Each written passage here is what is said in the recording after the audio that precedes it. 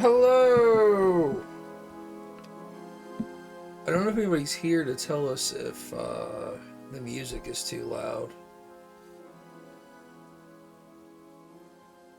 Say something. Something.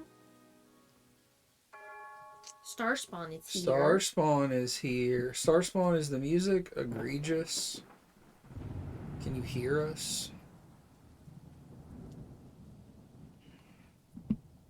Music seems fine. Hello. Hello. What are we doing? We are taking a little nap. That's what Roadkill's over here doing. And we fell asleep yesterday, as we often do, and we did not stream. But I don't know. I think we stayed up too much on Monday and Tuesday. Because I was just fucking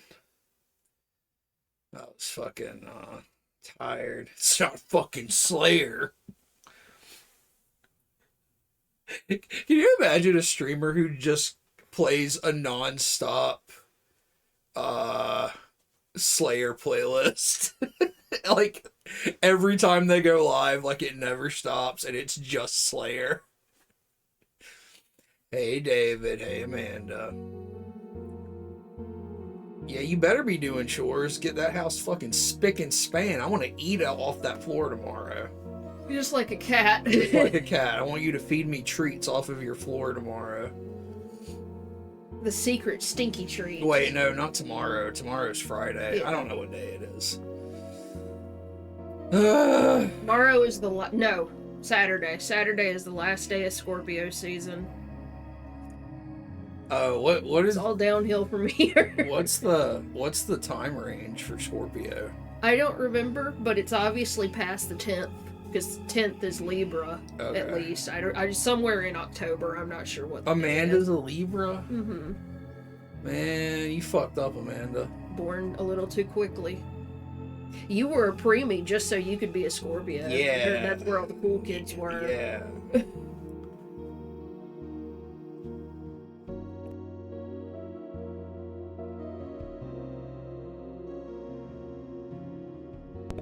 Yeah, I'll come to your house tomorrow specifically to eat treats off your floor.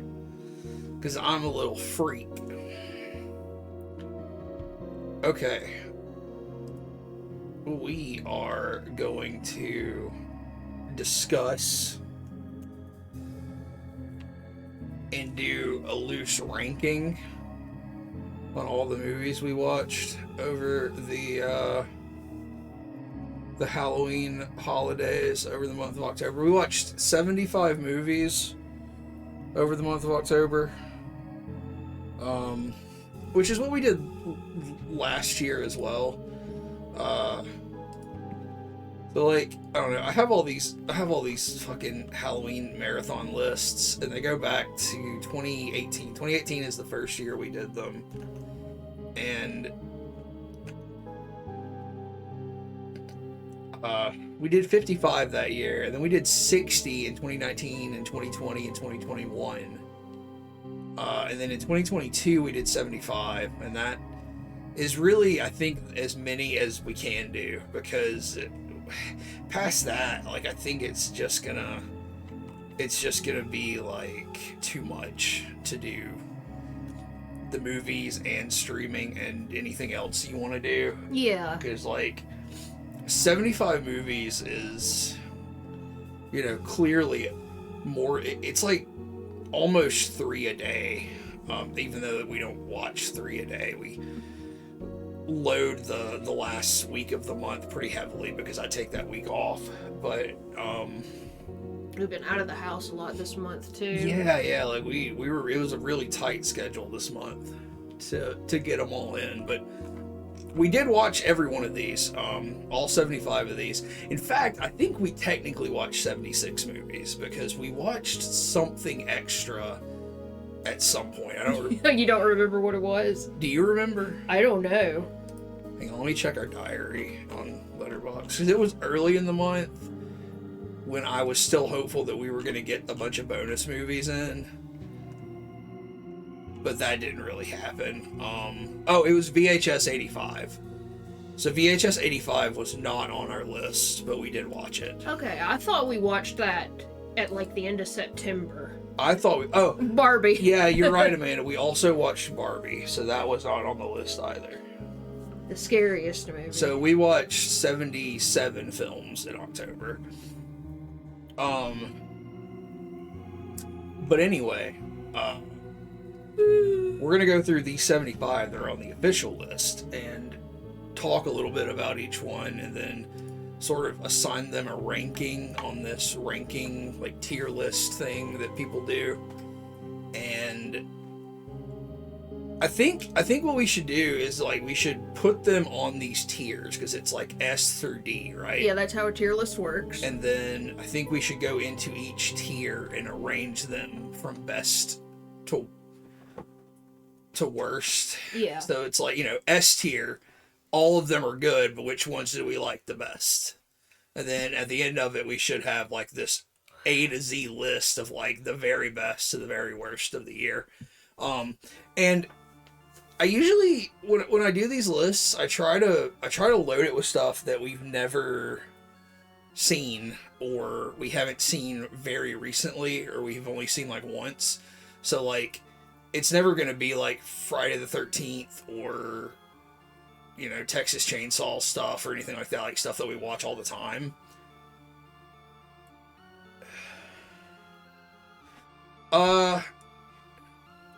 Should it be E or should it be F? I don't know, like... Is this the default? This was just the default, so I just left it as it was. So it's, you know, it's S, A, B, C, D. And that's 5. Do we need another rank? I don't know. So the way, you know, the way Letterboxd works is you have 5 stars. Mm-hmm. So that's what you wanted to do. And well, it just made sense to me because that's how Yeah. that's how I do Letterboxd anyway. Is like,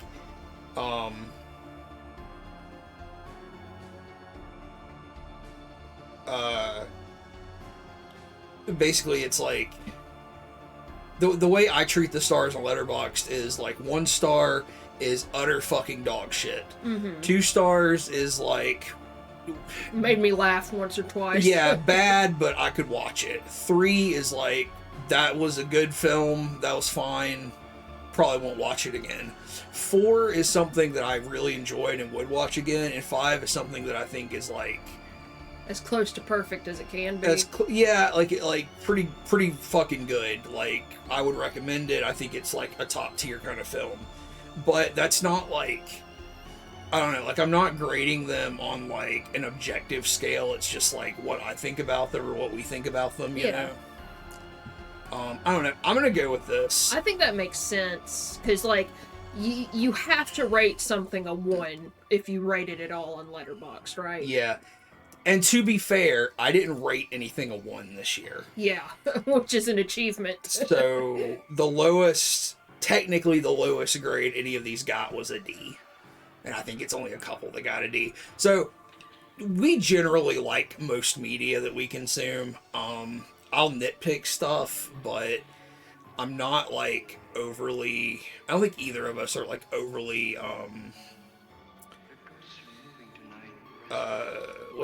critical of stuff. We're definitely not even critiquing. Not movies, at least. Like, Yeah. you know, when it comes to, like, you know, art, like, visual art for me or Yeah. literature for you, we can be nitpicky.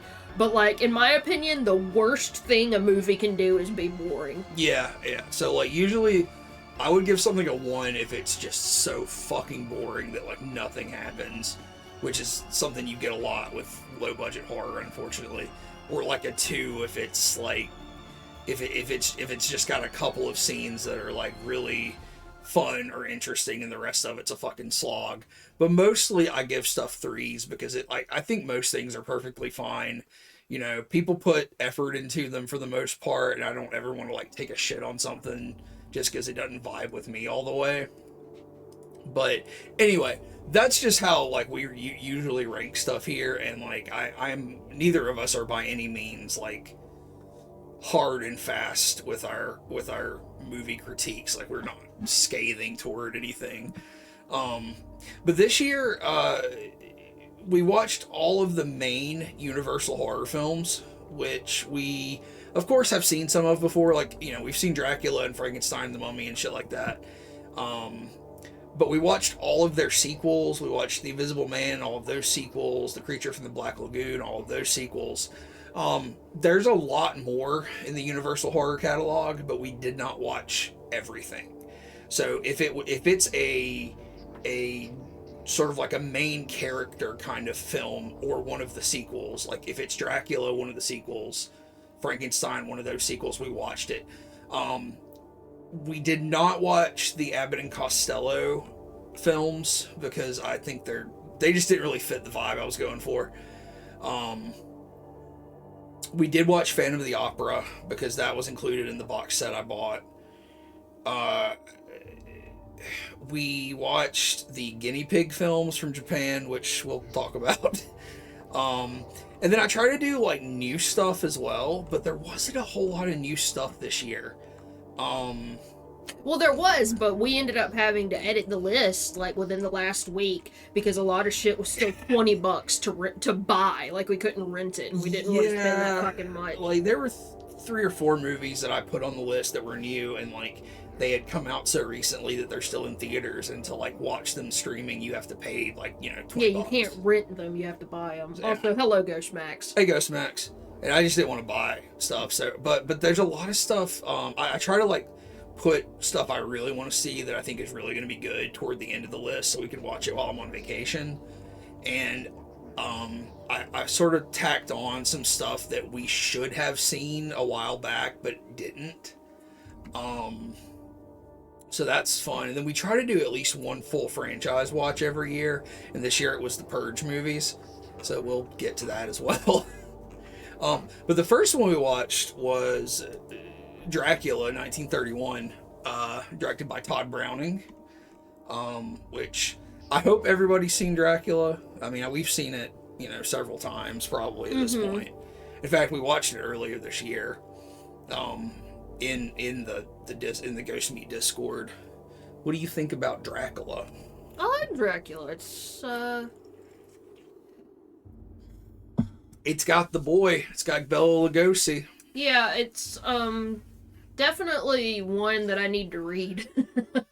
I've tried to read Dracula several times, and it's so boring. Yeah. Bela Lugosi's in this, and that he's fucking fantastic, of course.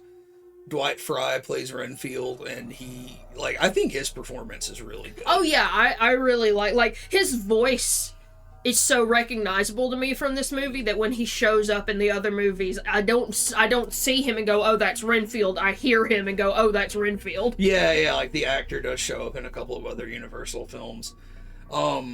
Edward Van Sloan, who plays Van Helsing, is a pretty compelling character. Yeah, and like every time we watch this movie, I'm reminded that Anderson from the Helsing anime is definitely based on the way that character looks. Yeah, he looks very neat. He looks just like this portrayal of Van Helsing. So like this one I gave a 4 because I think it's like really good. You know, I don't think it's a perfect film. And that's mostly down to the fact that it's 1931, and I don't think anybody knew how to make a perfect film at this point. Yeah, I mean, it's got some issues. Yeah. It to like a lot of these early ones have issues to a modern lens, where like, yeah, the scenes are a little weird compared to what we know now. The soundtracks are not. Sometimes they don't even have soundtracks really. Like, you know, like some of the bones are there, but some of the style is missing from some of these early ones. So like I would put Dracula as like an A, you know, like it's a fucking really good movie. Yeah. And it's really hard to go wrong with any of the first films in these series. You know what I mean? Yeah.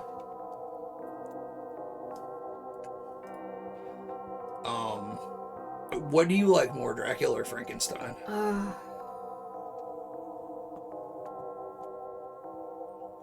Star Spawn says they didn't even have bullet time in 1931.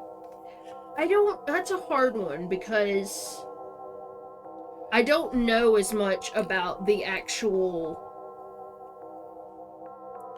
like the book Dracula. I know more about Frankenstein. So like, this is not a faithful adaptation. no, and neither is Dracula, because I mean the biggest thing in Dracula is Renfield replaces Harker. Like, Jonathan Harker is not the real estate agent who travels to Transylvania to, Right. you know, get the paperwork done for Dracula to move back. But I think this is even worse in terms of like the Dracula adaptation is fine, I think. Yeah, because it doesn't change, like, Fundamentals. yeah, fundamentals, but in Frankenstein, because in the movie they give him the criminal brain, it takes a lot of the sympathy away from the creature. Yeah.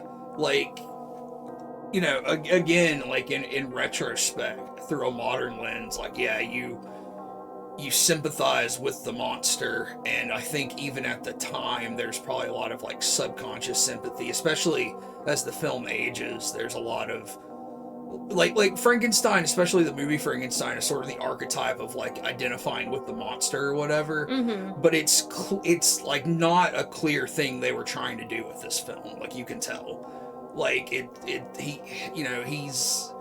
he's definitely a character because it's Boris Karloff, and he's really good as the monster. Right? Yeah, which sucks, because you explained to me that he was in a lot of pain. The shoes he Yeah. had to wear for this costume Yeah. like fucked his back up. So Boris Karloff is not a young man. Yeah, I in this didn't know that movie. either, because I thought he was about the same age as like Lon Chaney, Lon Chaney Jr., who's the main character in The Wolfman, but Yeah. he's apparently, what did you say, 10 years older He's than about him? 10 years older than Lon Chaney Jr. So like, I think Karloff and Lon Chaney Jr.'s father, Lon Chaney, who's like a classic silent film actor who pioneered a lot of makeup effects and stuff. I think he and Boris Karloff also acted together. Mhm. So Karloff is an older dude, and yeah, he plays Frankenstein in this. They have to give him like these big platform shoes and shit, and like it aggravated his back and stuff, which is why he's not in a lot of these as monsters. Yeah, I think he's in the second one as Frankenstein, and then Yeah. it's different people as Frankenstein for the rest of them. Yeah, like apparently they couldn't get him for the third Frankenstein film because he had scheduling conflicts with Arsenic and Old Lace. And then after that, he just never returned as a monster. He does return, but not as a monster. But like, again, this is a 4 for me because it's really good, but it's not the best. And I don't even think it's the best of the Frankenstein series. I think the next one is better. I like your idea where you take this one and Bride and you chop some parts out and you make it one movie. Yeah. So we're gonna get to Bride in just a minute. But I also, before we move away from Frankenstein, like we were saying, it changes basically the theme of the movie to give Frankenstein an abnormal brain and make him violent because of that. Yeah. Whereas, in the book, Victor, which I don't know why, but they changed the character's name to Henry Frankenstein in this movie. No fucking idea why, because 4 movies later, they're talking about the character and they call him Victor. Yeah. Also, it's really confusing because there's a guy in this movie called Victor. Yeah, So there's Dr. Henry Frankenstein, and his fiancée. his fiancée Elizabeth, and her very close, like uncomfortably close male friend Victor, who is not Victor Frankenstein. He's another Victor. But they're like always hanging out and then like checking up on Henry Frankenstein, who's like locked in his lab doing experiments. And it's like, what are you guys doing? You guys like fooling around? Or like, what's the deal here? But yeah, like they changed the theme of the movie by making making the creature the villain, because in the book, Victor Frankenstein succeeds in his experiment to make this creature come back from the dead, and he's fucking appalled by it. Yeah. And he basically abandons it, and it's that abandonment that makes the creature lash out and kill people. Yeah. But also, we gotta talk about the ending to these fucking Universal movies, because they just fucking end. Yeah, they didn't know how to end a movie at this point either.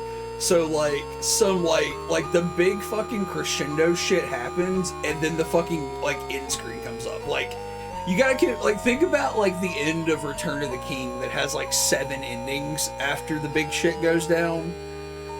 There's none of that. Yeah, there's like -1 ending in a lot of these movies. There's none of that in these. It's like we set the monster on fire in the end of Frankenstein and then immediately cut to the credits. Okay, but that's also something I want to talk about with Frankenstein is, you know, it's got the big scene where they chase the creature into the windmill, and Frankenstein goes in after the creature, and, you know, the villagers set the windmill on fire, and the creature is stuck in there, and Frankenstein gets knocked out or some shit. He's incapacitated in some way, and the villagers drag him out and take him back to the castle Frankenstein or whatever. Which later on the city is Frankenstein. Right. But it's just the castle Frankenstein, and they take him back, and you think, oh, he's gonna die, and Elizabeth's gonna end up with her friend, because, you know, Frankenstein has, you know, done wrong, and this is his punishment for tampering in God's domain. No, he's fine. Yeah, he's fine. He's fine. Yeah. It's pretty funny. But yeah, Dracula and Frankenstein are really good. Dracula is the better of these two, in my opinion. Then there's The Mummy. Okay. Which also stars Boris Karloff. Yeah, as the Mummy. As Imhotep, or his alias, Ardeth Bey. I really liked this movie. This movie fucking rules, but this franchise is weird. Yeah, this franchise kind of blows. And we'll get to that with the next one, but this first one I think is really good. So it's Boris Karloff as Imhotep, who is a priest who was in love with an Egyptian princess, and he tries to bring her back to life after she is sacrificed. No, she's not sacrificed. She dies of a disease. Okay, so in this one she dies of a disease. Yeah. And he tries to bring her back to life, and he is captured and punished for that. So he's punished to like a never-ending death, basically. Like they mummify him alive and put a curse on him so that he never really dies. I don't think that's what happened in the first one. Okay. I think in the first one he is dead. They mummify him in an a less sacred way. Like they do. So in this worse job. They don't talk about him scratching the inside of the coffin and shit. They do bury him alive. You're right. They do bury him alive, but he does die after, you know, he runs out of oxygen or whatever. Yeah. But okay. like when they find, because like what he used to try to bring the princess back to life was the Scroll of Osiris, and the movie starts off with, you know, archaeologists finding this scroll, and like it's, you know, one dude who's more scientific and one dude who's more spiritual, and the spiritual dude is like, if this is the Scroll of Osiris, you should leave it alone because you'll be cursed if you open it. And the scientist's assistant is so eager to open it that he opens it and reads it, and I think that brings the mummy to life. Okay. Yeah. In this first one. So he accidentally resurrects Imhotep the mummy, and he kills this kid. Yeah. It's this scene right here that's depicted in the header on this page, actually. He kills this kid. And then, well, he is a very young scientist. And then 10 years later... The son of the scientist who found the scroll. Yeah, the son of this aging archaeologist comes back to Egypt, and Imhotep, Boris Karloff as Imhotep, has been living as Ardeth Bey, who's he basically has become human again. Like, he's not like a shriveled up mummy. He looks like a human. Yeah, he looks like comically old. Yeah. But, you know, not monstrous or anything. Right. And he is living as a human, and he is trying to get the Scroll of Osiris or something to... I think he has the scroll, but he can't find the princess's tomb. Okay. So he's trying to resurrect the princess, and Yeah. then what that turns into is the female lead of the film. He wants to transfer the soul of the princess into her because she's a reincarnated form of the princess. It's very convoluted, and it gets even more convoluted later because they completely change the plot as the series goes on. But this one's really cool.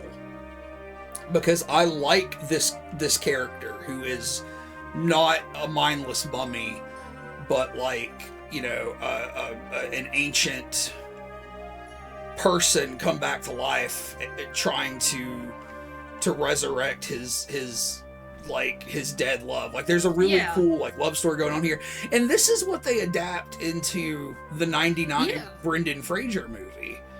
And you know, it is basically the same thing. You know, obviously there's not as much like action or anything like that in this one, but you know, the character of the princess and the mummy are kind of the same, so that's really interesting. Yeah, I was gonna say something else and I lost it. It doesn't matter, move on. But yeah, Boris Karloff is really good in this.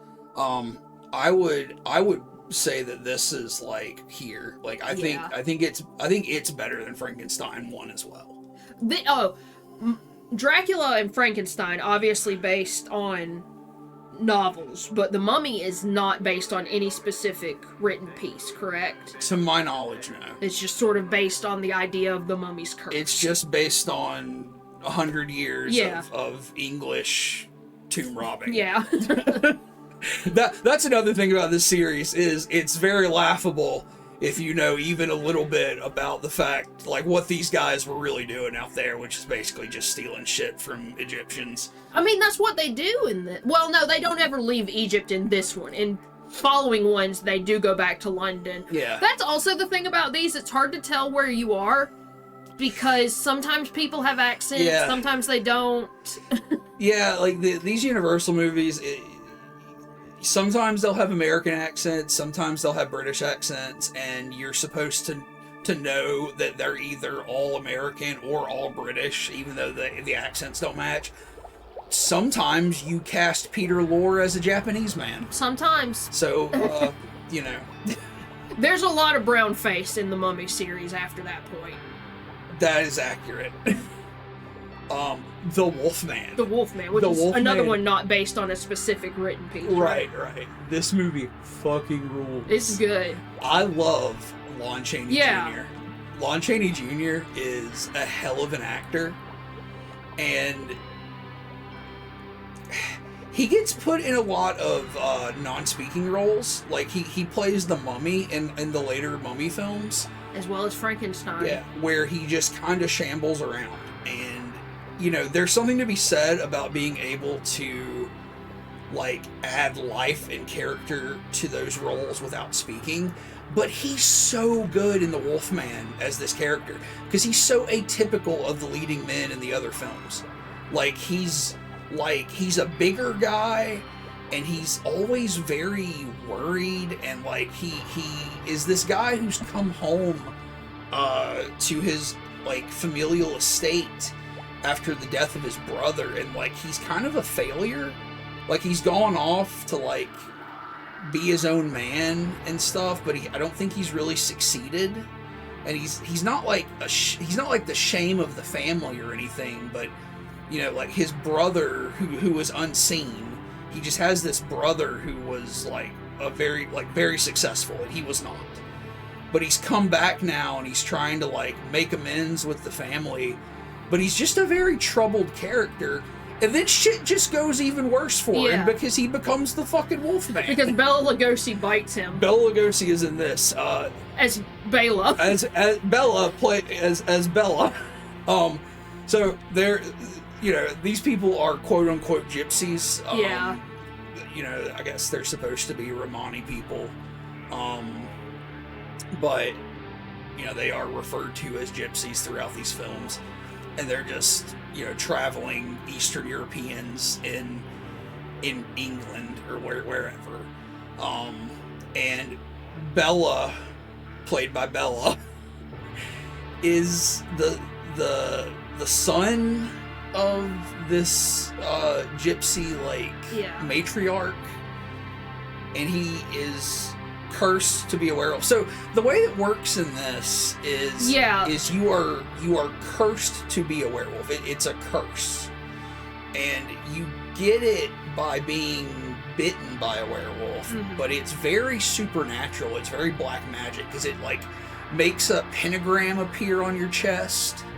Yeah, they talk about a pentagram scar on his chest. Never show. They never show it. They I guess talk they about didn't it. have the makeup means. I don't know. I don't know either. Seems like if you're gonna glue hair to a dude's face, you have figured out how to make scars. Like but they talk about it in all the movies, but they never show the scar. because they do like a superimposing pentagram on people's hands, because that's part of the lore. Is the werewolf will see the pentagram on its next victim's hand. Yeah, there's a lot of shit like that too. Like there's like they say that rhyme in almost all the movies because it's even a man who's pure of heart and says his prayers at night can Become a wolf. Become when the a wolf. wolfbane blooms. can become a wolf when the wolfbane blooms and the moon is full at night. Or full of bright. Full and bright, I don't know, something like that. So like, yeah, the werewolf shit is very supernatural, whereas I feel like in current lore it's more of a natural process, like becoming a zombie or something. Also, they have the silver lore that, like they say, silver will protect you from a werewolf.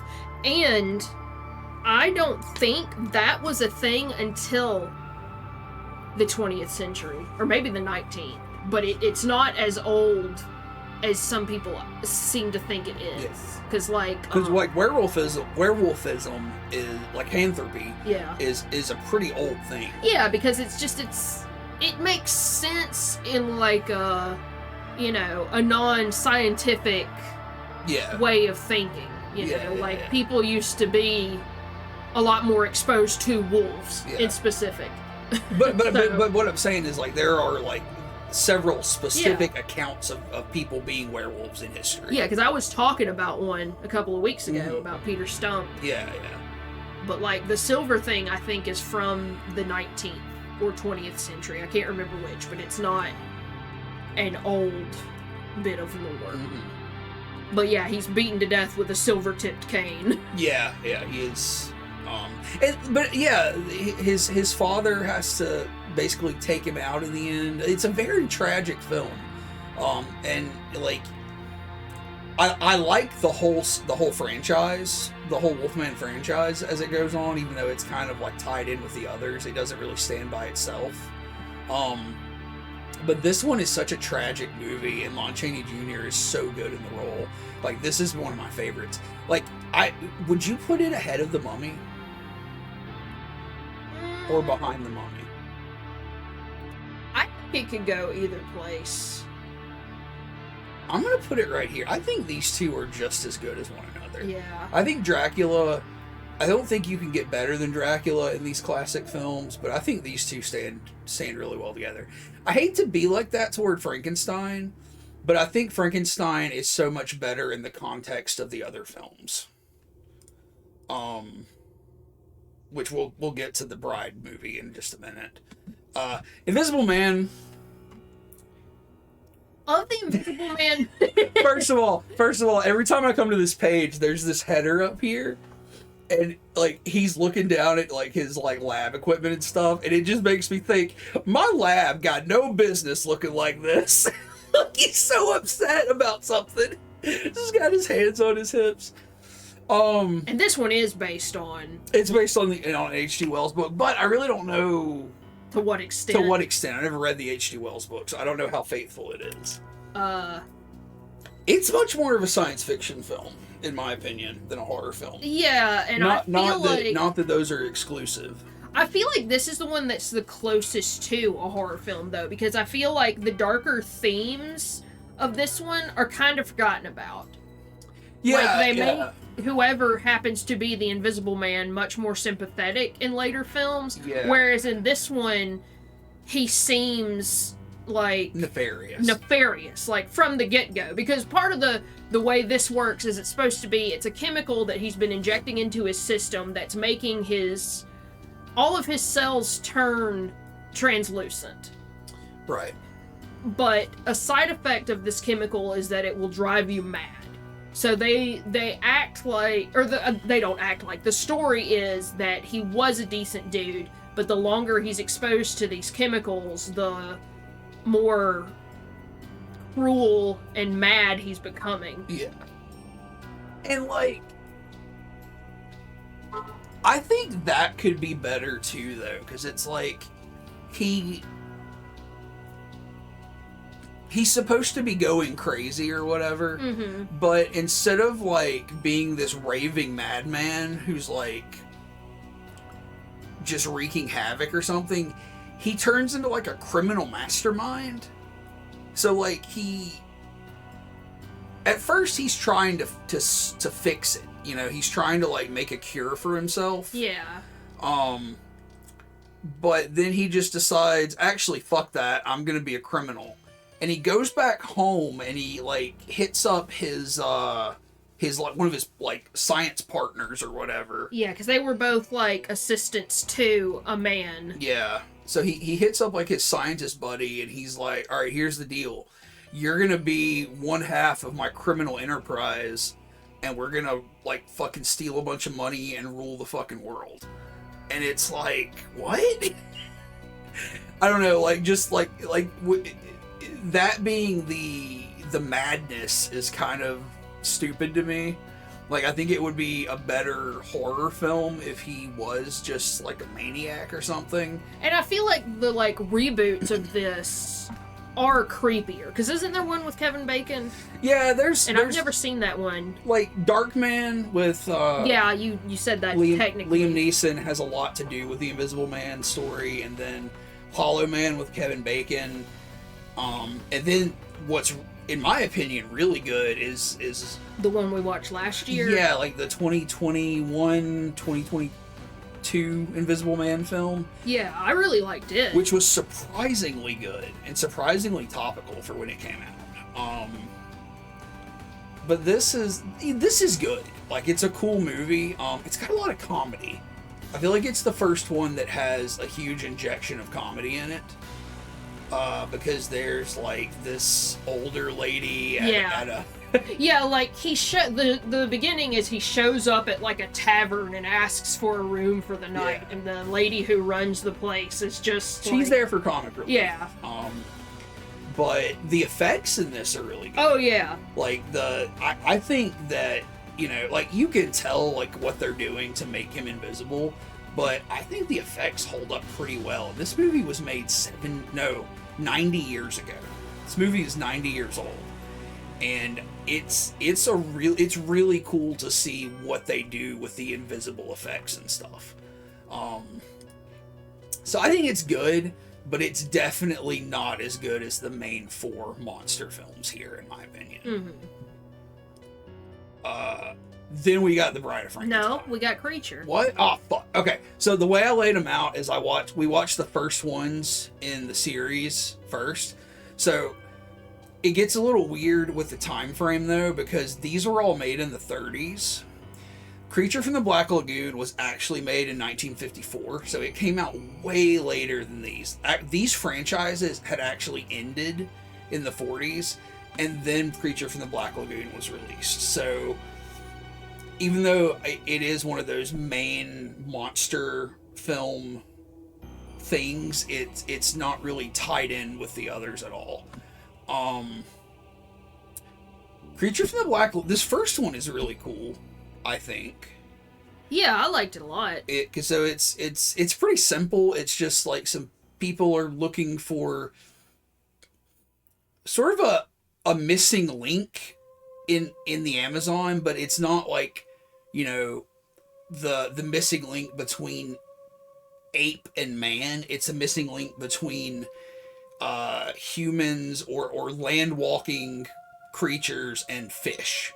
So, like, supposedly in this Amazon lagoon, there's this creature that has evolved like a man, but it never walked on land.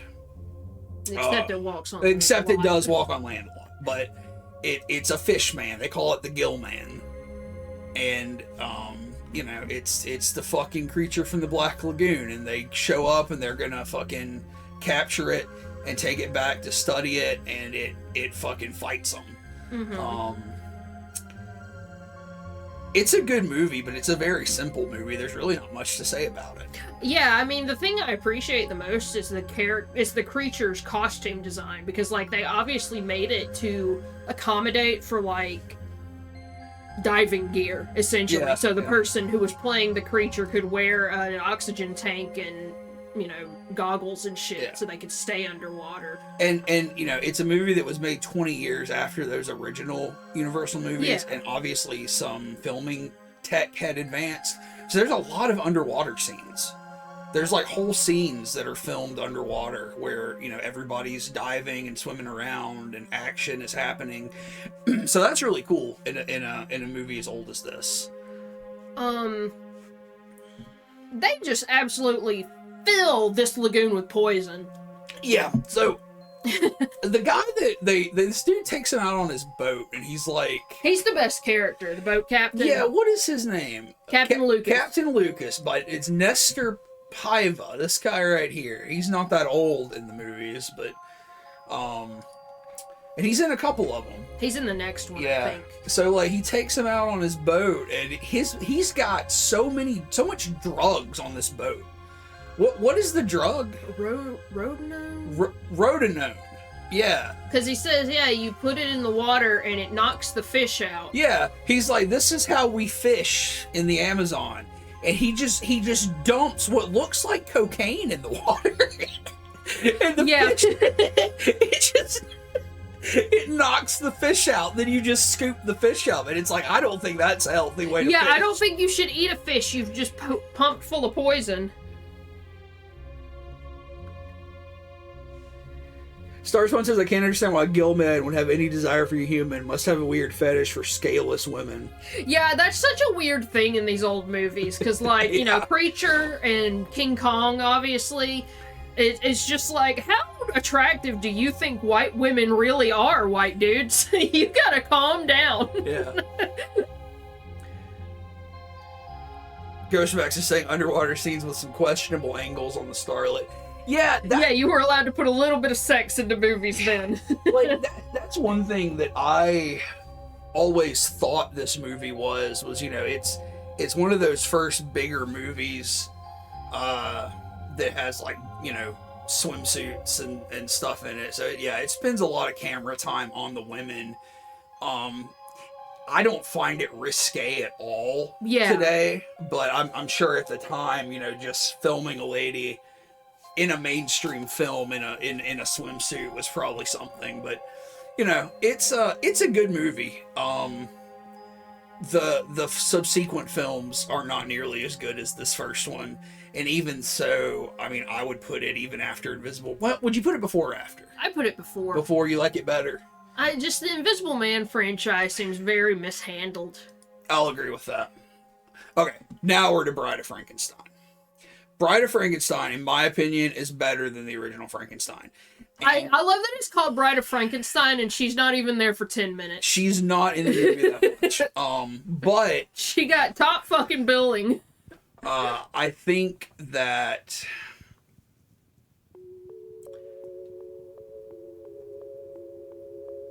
this does more for sympathy toward the creature. Yeah. I just think it's a more interesting film. I think it's a much more interesting film to watch. And I wish that the first film and this film were kind of mashed together into one film, because I think overall it's a better story arc. Because at the end of this one, it is very tragic, because he kind of gives up and, is like, we don't need to be alive. We're not supposed to be alive. It's a very tragic ending. And I think that works better than, here's this guy that was created without any consent and is maybe evil because he has a bad brain, and we burn him alive. Yeah. Which is the end of the first movie. This is much better, in my opinion. My favorite part of this movie is, Henry Frankenstein is trying to move on with his life, right? Like, he's trying to actually be a husband to his wife Elizabeth. Right. And I think they're trying to leave his castle and go somewhere else. Yeah, they're gonna move. And, like, everybody's just like, oh, you know, I created a man from dead human parts and animated him, and he came to life and he killed some people, but I'm kind of getting over that now. I'm forgiving myself. Yeah, like, that's the fucking insane part to me about what little continuity there is for the Frankenstein series, is people are like, yeah, Dr. Frankenstein, the guy who brought a corpse back to life. And that's just like, that's like saying, you know, water's wet. Like, what the fuck? Now in later films, the town people absolutely despise him. Yeah. Where is the monster in this movie? Because obviously he does not burn to death. No, he falls through the floor of the windmill into, like, an underground, I don't know, there's water. Like, he falls down, and... So he's just hanging out down there for a while? I can't remember how he gets out. He just sort of wanders around, and he ends up in a mausoleum.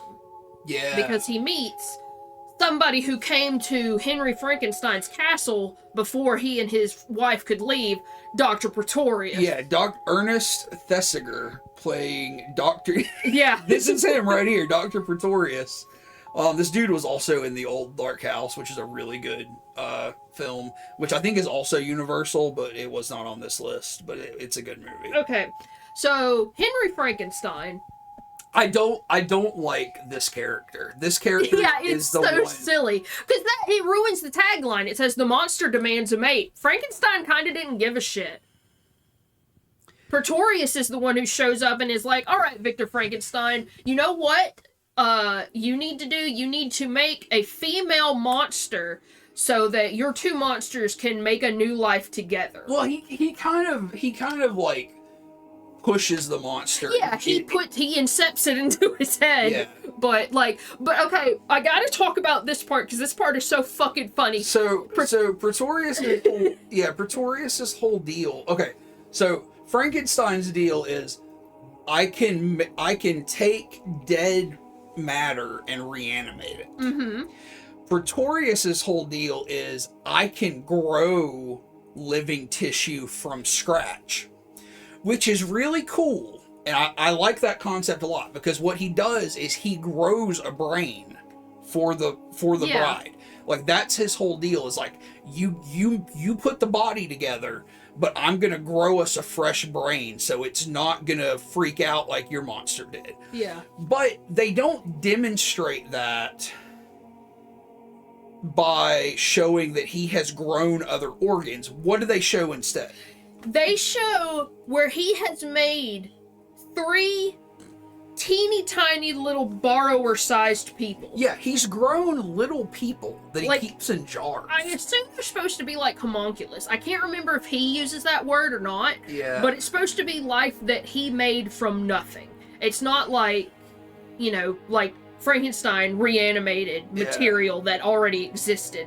It's like a homunculus, you know, which the lore of a homunculus varies, but one is you fucking jerk off in a jar and bury it, and it's eventually supposed to come to life. I fully believe that Dr. Pretorius jerked off in a jar and buried it. I don't know. Like, I like the idea of him growing stuff, and I even like the idea of him making homunculi, but the way it's presented in this is very, like, funny and, like, goofy, and it kind of kills the vibe for a little bit. But then they just disregard it and they go on and he grows a brain. Yeah, because Dr. Pretorius could be fine if he didn't have these silly little dolls that he brought in to show to troubled man Frankenstein. Because for real, when the creature meets when the creature meets Pretorius, he wanders up on him in a mausoleum looking for sturdy bones to use as the skeleton for the bride of Frankenstein. Yeah. And Pretorius is down there having a full fucking chicken dinner on a coffin. He is. It's kind of a precursor to the classic horror movie shot of the mortician eating a sandwich in the morgue. You know? But yeah, he's got like a full like 3-course meal that he's laid out on a tomb. It's pretty good. We also have the scene in this one where Frankenstein wanders up on a blind man, who's the only person who doesn't immediately recoil in horror. So that's a good chunk of the first part of this film is him hanging out with that blind dude and kind of learning to talk and stuff. So I think that's where he spends a lot of his time, actually, is he's hanging out with that blind guy. Yeah, I forgot about that. Yeah. Because that blind dude teaches him to drink and smoke. Yeah. So we have some very hilarious scenes of Frankenstein with a big fucking cigar just chilling. Yeah, the blind dude like gives him a cigar and says, "Smoke this and we don't have a problem." And is Ghostmask saying that that actor is the inspiration for Jarvis Tetch? I think so. Oh. I don't remember what episode Tiger is. Oh, this is the one, yeah. This is the one where they make the animal people, right? I was just thinking that haircut in the picture that he had is kind of what he looks like, but I guess it's this other dude. Yeah, it's this guy. Yeah, it's kind of got like a,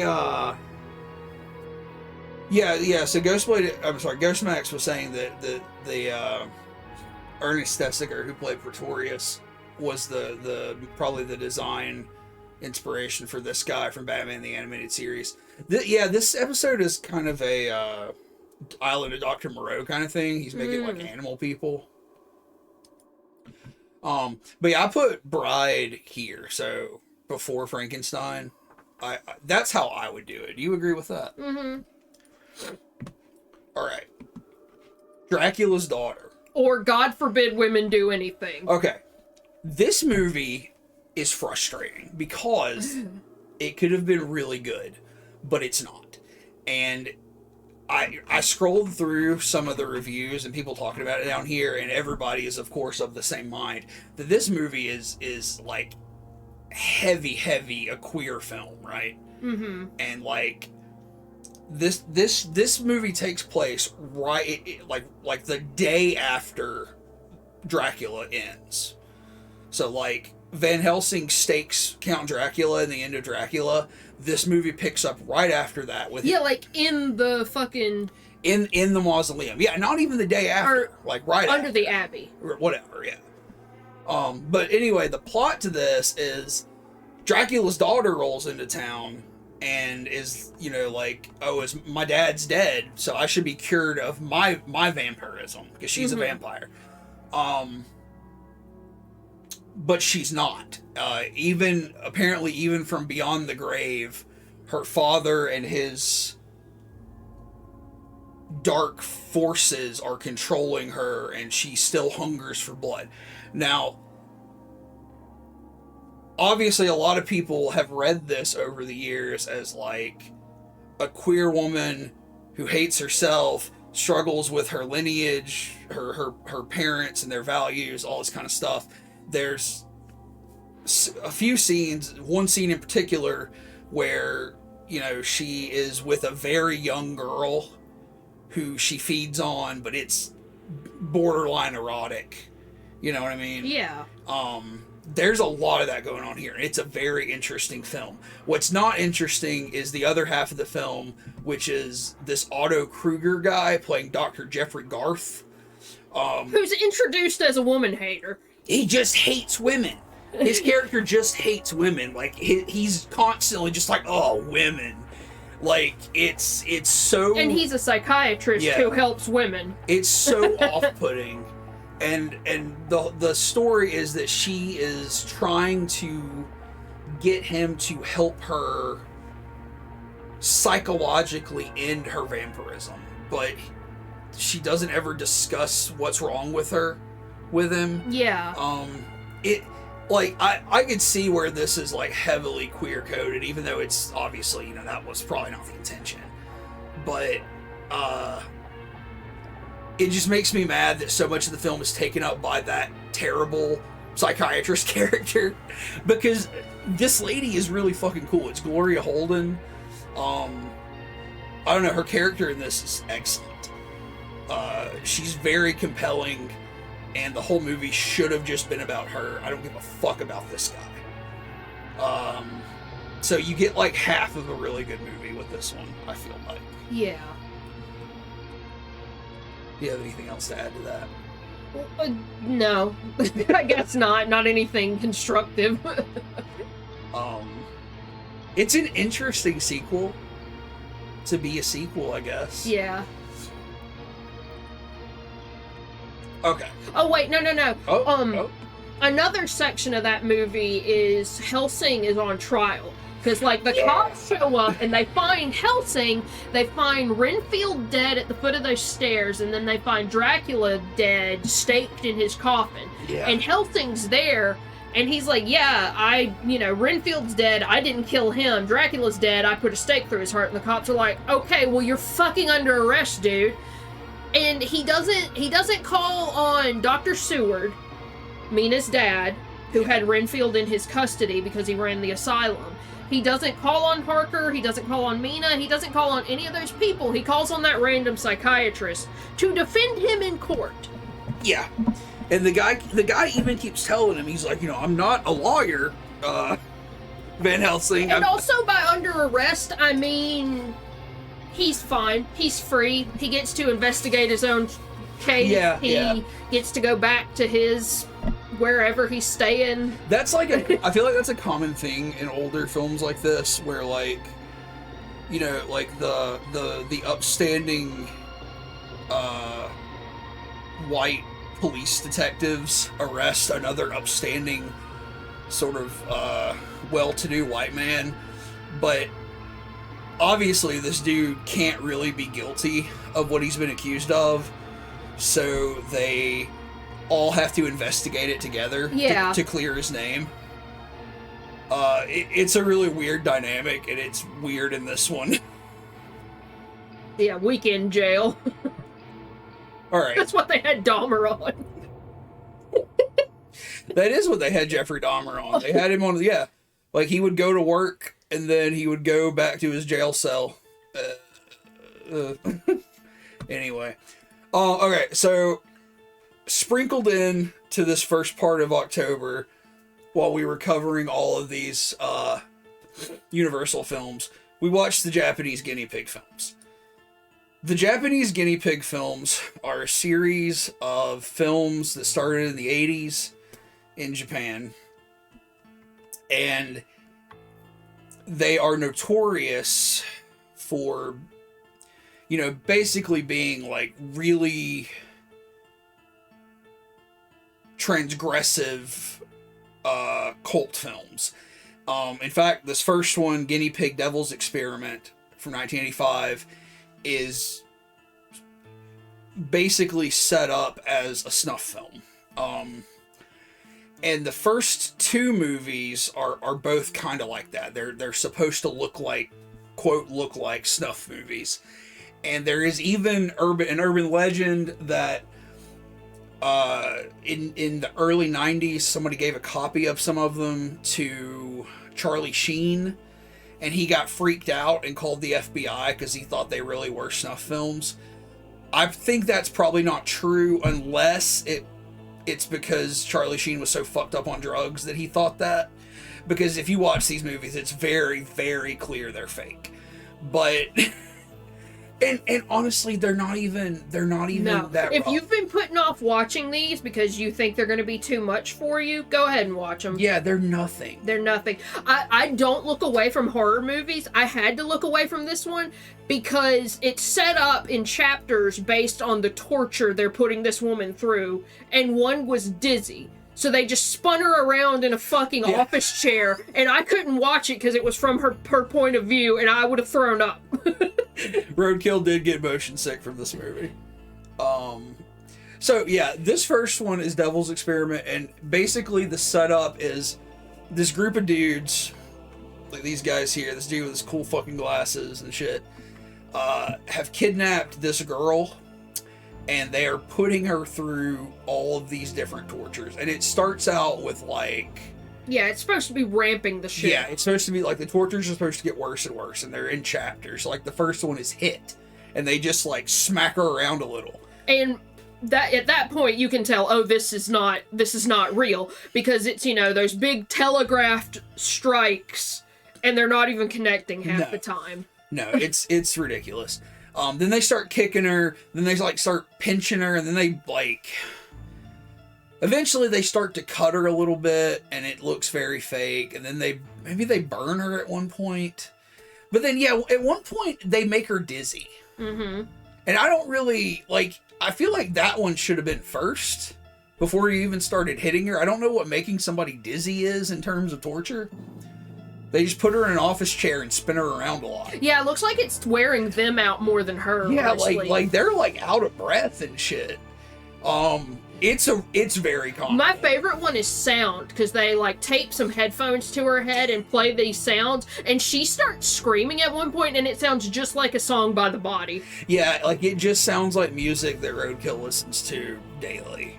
Like it's just some like heavy electronic shit. This is the comical film. It's really dumb and it's not very good. They also throw a bunch of meat at her at one point. Yeah, one of the tortures is they tie her up and they throw animal entrails They at do her. put real maggots on her.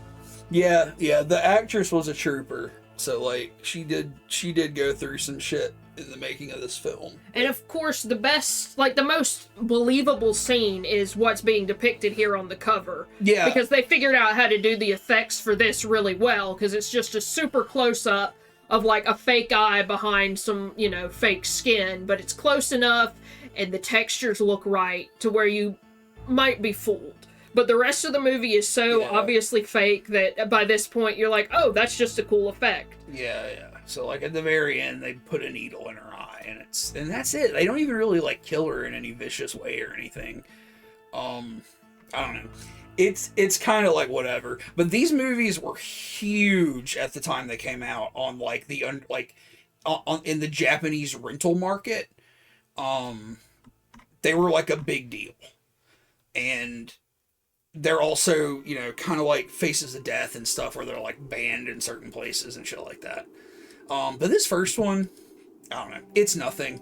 I would, you know, I'm gonna put it here because it's fine for what it is. Mm-hmm. Like it deserves its place, but it's not very good. And in fact, the others are better.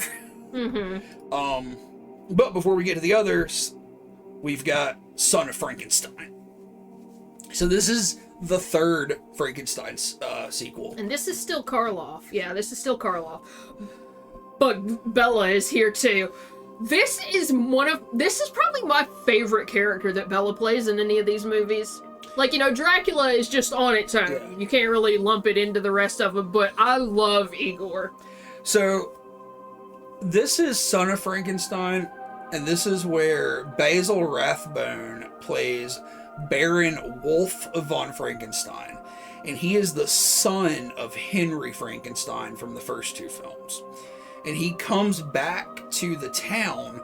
Is the town called... Yeah, the town is called Frankenstein. Okay, now, for some reason, the town is now called Frankenstein. Because, like, he's gotten the inheritance, and he and his wife and his small child are on the train to Frankenstein, Germany. The fucking child in this film, I wish they had fucking killed him. The kid had, like, a catchphrase. What did he say? He did have a catchphrase. What was it? It was like, well, hi there, or something like that. What did he say? Would come into a room and he'd just do a really loud greeting. Every time he would come into a room, he'd go, well, hi there. It was so fucking obnoxious. I was hoping Frankenstein would smash him to bits, and he never did. Or the monster, rather. But anyway, yeah. Wolf Frankenstein comes back to town to his father's estate. And everybody's like, oh, we gotta do something and get that Frankenstein out of Frankenstein. Yeah, because, like, the leaders of the town, the Burgermeister, that's what it is, it's the Burgermeister. Yeah, it's always the Burgermeister. Who runs it. Yeah, smoke weed every day. The kid said that every time he walked on screen. God, that would have been fine. God, he was annoying. Like, they show up to greet them at the train station, and they're like, we're only here to greet you and give you these illegal papers, but we don't want anything to do with you. Your father is such a fucking stain on the history of our town that we want nothing to do with you. And, like, I think the police captain, or whatever his title was, is the only person who's like, you know, everybody here is really stupidly superstitious about this. Yes, it was real. Your dad really did reanimate chopped up and sewn together corpses. I know because the monster ripped off one of my arms. Yo, yeah. This guy here, Lionel Atwell, playing Inspector Krogh, whatever. He has a fake arm, and he's playing it up. Yeah, he's straight up like a dude from Dr. Strangelove or something. Yeah. Like, he's really playing up that fake arm. But he shows up and he has this whole conversation with Wolf Frankenstein. And he's like, you know, do you believe in the monster? And he's like, oh, I know the monster well. And he basically tells him that when he was a kid, the monster tore his fucking arm off. But he's still like, you know, I don't believe that has anything to do with you. You're not guilty of your father's sin. So when the villagers give you trouble, just tell me, and I'll try to keep the peace between the two of you. But Wolf Frankenstein is trying to put his father's house in order and shit, and trying to be a dad and be a husband and everything. But fucking wild man Bela Lugosi shows up. Bela Lugosi plays this dude Igor in this movie, and he's this guy who, okay, yeah, was he supposed to have been one of Henry Frankenstein's henchmen? I don't know, because the character's name is Fritz. I know it's Fritz, but they go through several iterations of that over the films. Why was he executed? Okay, they said he was accused of robbing graves, of digging up dead bodies, but I don't know. I feel like that's all they say. They don't say he did it for Henry Frankenstein. I think that's the case, though. I think that this character is supposed to be somebody who dug up graves for Henry Frankenstein.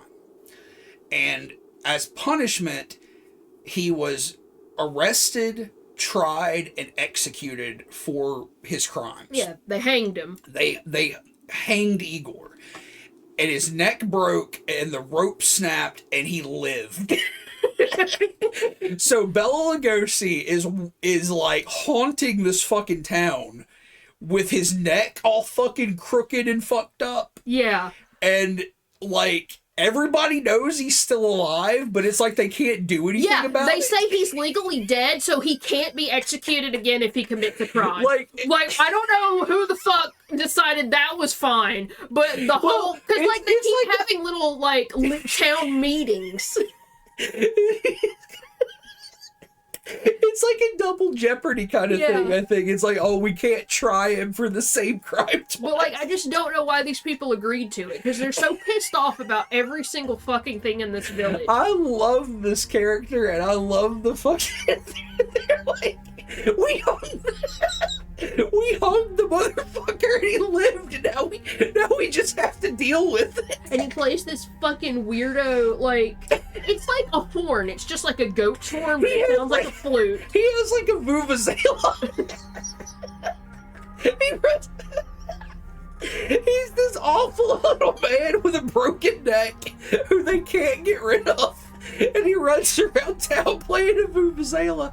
And the reason he plays it is because he uses his little horn to call the fucking monster. Because the monster has still been alive all this time after the end of Bride of Frankenstein. Yeah. In secret under the castle. And what happens is Igor calls him out with the flute and sends him to kill people who have wronged him. Okay, but first, he shows the body to Wolf Frankenstein, because I think... No, I'm talking about what happens before this movie. Oh, okay. So, like, before this movie, he's having, over years, he's having Frankenstein, or the monster, come out and kill people who tried to put him to death. But when Wolf Frankenstein comes to the castle, Igor comes in and takes him down under the old laboratory and shows him the monster laid out like in a coma. Mm-hmm. Because at some point while he was out doing Igor's bidding, he got struck by lightning. Yeah, and it's like this hurt him rather than helped him. Yeah. Like, they keep going back and forth with the lightning for the lore, and I think this is where they start with that. Because he was born artificially, he can only be destroyed artificially, which I don't even know what the fuck that means. The evolution of his powers, he's basically the Hulk. Like, the Frankenstein monster eventually in these films can't be killed. Mm-hmm. He just can't be killed. It's like you can incapacitate him, but he won't ever actually die. Yeah. And it's very ambiguous. They keep having to come up with like more and more intricate reasons for him to keep surviving. Yeah, like they come up with what they define as artificial means, which is like dissection. Like if you dismembered him, yeah, he would die. But like it's just one of those things that seems very, yeah, like it's dumb. Like they thought it was very clever, but it's actually very ambiguous and vague. My favorite scene in this movie is after Wolf Frankenstein has begun helping the creature. Like he's able, like the creature is able to get up and move again, and Igor picks back up with his killings of the people who wronged them. All those people who have those big meetings, like it's the Burgermeister and like just other little important, influential people from the village, they're having a meeting and they call Igor in, you know, because they're like, you've been basically haunting the Frankenstein castle because nobody wants that property. So until the Frankenstein family came back, Igor was kind of just wandering around the castle. Right. And they're like, you know, you're up there. Frankenstein has you doing shit for him. Is he up to shit? Is he going to bring the creature back? And Igor is, of course, like, no, he's not going to do anything. And he has this whole scene where he's just fucking being a fucking bitch to these guys. It's so funny. Because, like, he gets up to leave and he coughs right in this one dude's face. He does. He does. He's like, oh, sorry, the bone gets stuck in my neck. Yeah, he does say that. The character is hilarious, and I just think it's such an absurd plot line that, like, I mean, we're talking about, like, 1700s, 1800s, like, Eastern Europe. There are no laws. Yeah, they would have beaten you to death for looking at a dude wrong. You can do whatever you want. You could have killed this guy at any point, but they're like, oh, we hung him and he's lived, and now we can't do anything. It's hilarious. I love this movie. Is it it's better or worse than Dracula's Daughter? Oh, it's better. It's I love better. it. All right. I love it just because Boris and Bella are there. So, yeah, you start getting into, like, that cinematic universe shit. I like it better than Invisible Man. You do? Yeah. I'll agree with that. So, yeah, these movies, like, I feel like, you know, a lot of people have made comparisons to the Marvel Cinematic Universe. Because, like, obviously the Marvel Cinematic Universe is, like, the most cohesive cinematic universe we've ever had, right? But I feel like a lot of comparisons have been made to the classic Universal stuff, but I never sat down and watched them all, and it is the closest thing, I think, in film history to the MCU. Because they do all start to tie together and they start showing up in each other's movies, and sometimes it's just the actors, but you know, like the presence of them being there is really fun. All right. This is the next Guinea Pig film. This is Guinea Pig 2: Flowers of Flesh and Blood, which also came out in 1985. This one is way better than the first movie. Yeah, it's like way bloodier, but therefore you can tell it's fake much faster. This is another one that's supposed to look like a snuff movie. It looks way more... It's structured way more like a snuff film would be. Yeah. Because it's basically this lady is kidnapped and tied to a bed in some fucked up place. And this guy in like a samurai hat and weird makeup is just cutting her into pieces and like whispering all this stupid philosophical bullshit about turning her into a work of art and stuff. Because he's like, watch the blood petals bloom, watch the flowers bloom as I tear her apart. And like, he's like cutting her arms off and cutting her hands off and eviscerating her, and then he decapitates her, and it's very fake. It's not interesting in terms of like, oh, that looks real or anything. And they do the needle through the eye again because obviously they knew that was the most realistic looking effect they were capable of. It's better than the first one. Like, these are the kind of movies, like, unless you are a real, like, deep horror fan, like you're really into horror movies and you just want to watch stuff for the impact it had at release and shit like that, there's really no point watching this because it doesn't even have a plot. But it is better than the first one if we're talking about, like, quality, I guess. Is there anything relevant or anything interesting about this one for you? It's filmed by a second person, and I thought they weren't gonna address it, Did but they do it. Yeah, they do at the end because it's there's this weird setup for this one where we have an American dude introducing the shit, and he says, this is a video that was sent to an illustrator. That's not this one, is it? Yes, it is. Okay. Pretty sure it is. Yeah, it is. Okay.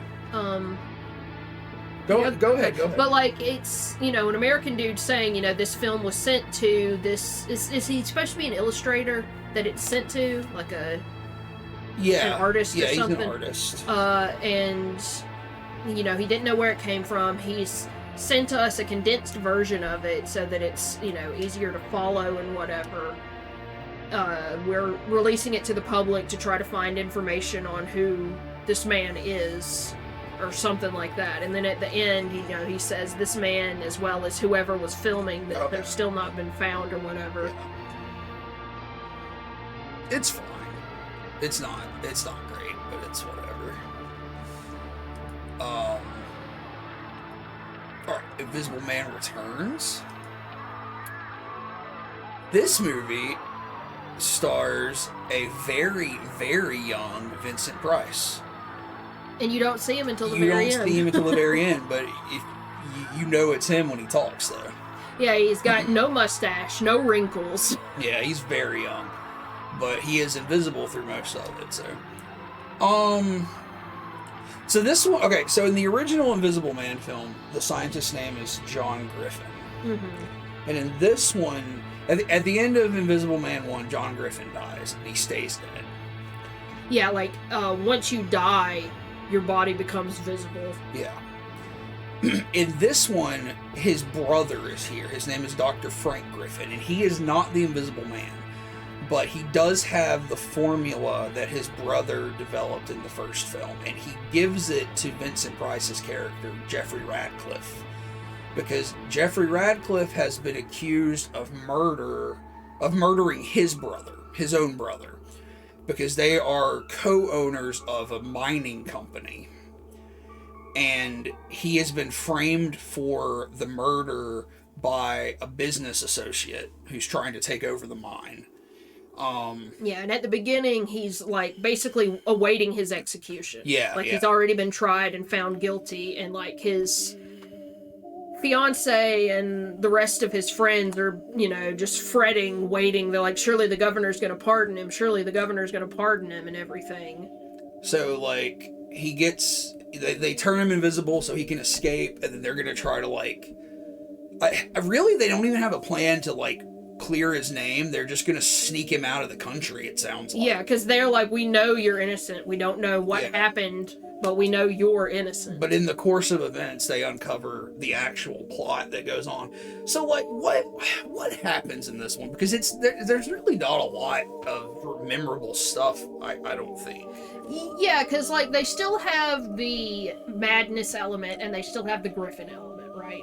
Yeah. So, like, they're doing this out of necessity because they don't want him to die. So they inject him with the invisibility solution or whatever, and they all know, like they know he's gonna go crazy. they're like, the longer you are invisible, the crazier you will go. So the Frank Griffin, the scientist, is trying desperately to find a cure. Yeah, like to reverse it in time, but like the two of them already sort of have a deal. It's like, you have to stop me if I am going to hurt people. But like, as Vincent Price's character loses his grip on reality, he's like, well, I don't need to be cured. I'll be fine. I'm better this way. I can, do so much stuff and get away with stuff if I do this. So he does start taking revenge on the people who wronged him, and in the course of that, he sort of uncovers, like,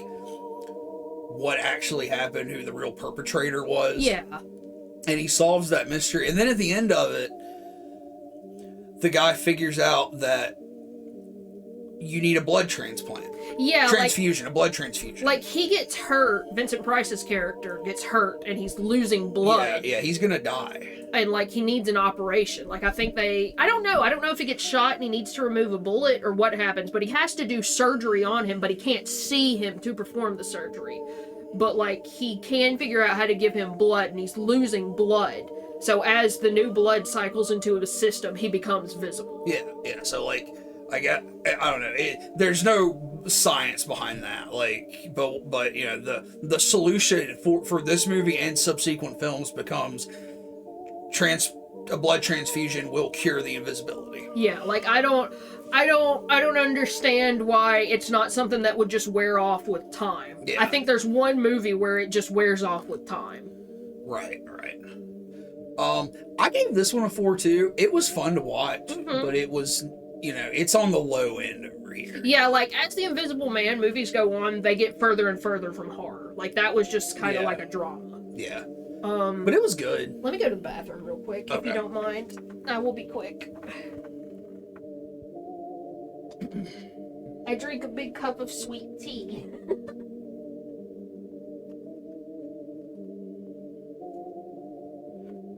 Oh, how's everybody doing tonight? Is everybody doing okay? What is today? Today's the second day of November. We have Friendsgiving coming up on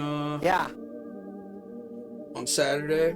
Our friend David and Amanda, who I believe are in chat, we're going over to their house. We got 4 or 5 other friends coming over. Elminster, Colin, who is known as Elminster the Wizard, the Dungeon Synth artist, is coming down to hang out with us. We're gonna eat a bunch of food. I'm gonna try. I'm going to make a lasagna and bring it over, a vegan lasagna, and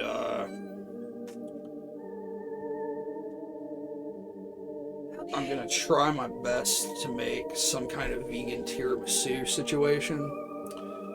Ooh, Starspawn watched Exorcist again for Halloween. The 50-year anniversary. Goddamn. Exorcist is so good. Exorcist just rules. Like, what a film. Still the GOAT after all these exorcism movies. God, it's so good. Like, we get to an exorcism movie later in this list. And that's what I said when we watched it, is like, why?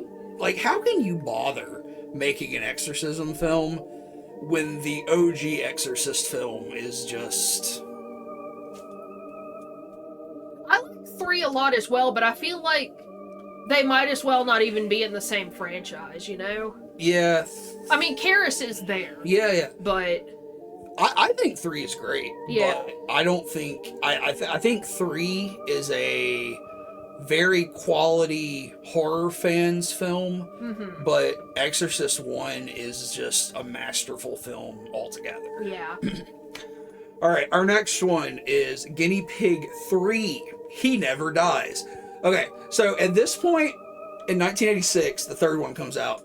At this point, this becomes... comedy? A comedy. It's basically like a horror anthology for gorehounds. This one has a plot, whereas the first two do not. And the plot of this is a guy who's kind of just like a slacker office drone. He has like no friends. He's miserable and shit, and he just tries to kill himself in Minecraft. Mm-hmm. And he can't die though. He determines that he can't die. Like he can't even feel pain. No matter what he does to himself, he survives. So he starts having fun with it, and he just starts like getting people to come over to his house and like doing fucked up shit to his body in front of them. Yeah, like he calls the cool dude from his office who dates all the girls and everything. And he gets him to come up to his apartment, and he like stabs himself in the head with a protractor. And the dude's like just screaming for like 10 solid minutes. So yeah, this one is like very, very goofy, tons of comedy. What is the ending to this one? It's weird. Okay, so he's called the dude from his office who was having sex with a lady from their office. And like he's like, okay, I gotta go check on my friend, and the girl comes with him, right? So the lady's sitting in the car while this guy goes up to this dude's apartment to check on him, and the dude's up there so long that the lady comes in, and she comes in, and the dude, the main character here, has cut his own head off. Yeah. And he's just, like, he and his friend, like, the dude, they're just screaming at each other. And the lady comes in, and she starts screaming, but she's screaming because the apartment's a mess. Yeah, and then so she starts cleaning up the apartment. Cleaning the apartment. It's really dumb. Like, this one is a big joke, but it's got, like, a bunch of dumbass gore effects, and it's pretty fun. I would put this one here, just because it's definitely better than the first one. I think the second one is still the better film, historically speaking, because it's like sort of the quintessential fake stuff film or whatever. But it's pretty good. All right, then I guess we watched the next one, which is Guinea Pig. Oh, there are 6 of these, not 5. There's 6 of these. So we watched Guinea Pig 4, Devil Woman Doctor. This one is fucking awesome. Yeah, it's hilarious. It's absolutely fucking hilarious. It's so fucking funny. Because it's this lady who is the Devil Woman Doctor, or the Devil Doctor Woman, I don't know. But she's like, I am a special doctor who helps people in special situations. Let me show you some of the situations. And it's just her going through like a montage of these vignettes where fucked up shit happens. Like a baby's head explodes in like one of the first scenes. Because what she describes her job as is she is a doctor who studies very rare diseases. And one of the first disease is a family that has some sort of disease where if they get too excited, their heads explode. So, like, she's got this whole family lined up, and she's screaming insults at them, and they're supposed to stay calm no matter what, or their heads will explode. Yeah.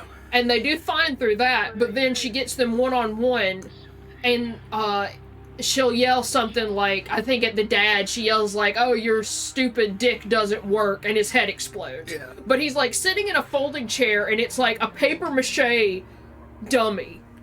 And the head explodes. And it's like a paper mache head full of like red food coloring. And then one is like the mom holding a baby, and she just yells like ugly baby or something, and the baby's head explodes. But the mom is fake too. Like, I don't think the mom explodes. It's just this big paper mache woman holding a paper mache baby, and the paper mache baby explodes. I'm just gonna say, like, if you give us a horror movie where a baby's head explodes, like, it's just automatically like, it's gonna get some points from us.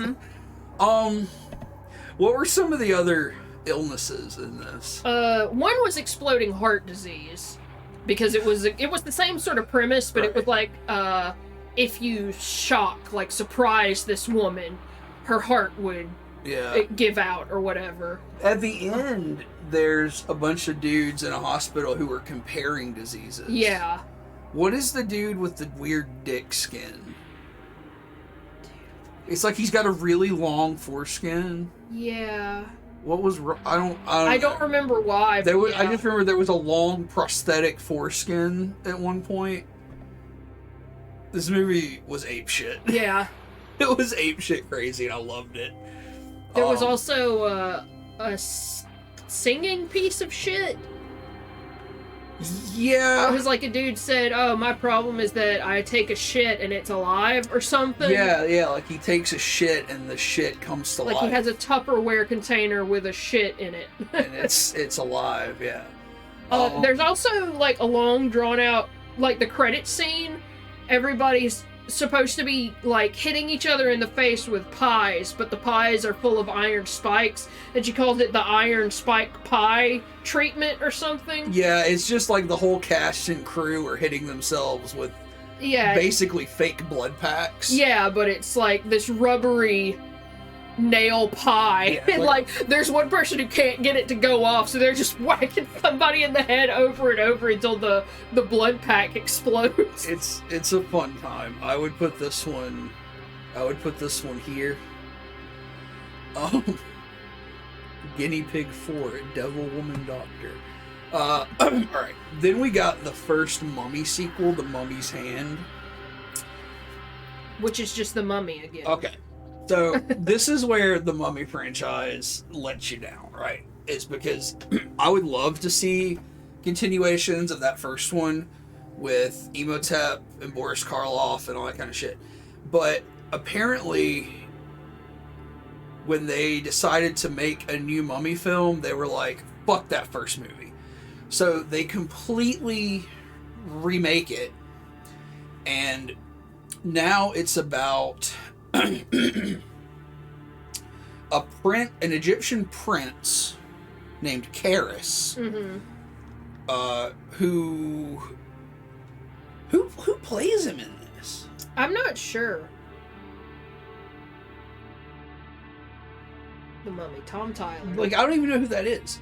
An Egyptian prince named Karis was in love with an Egyptian princess named Ananka.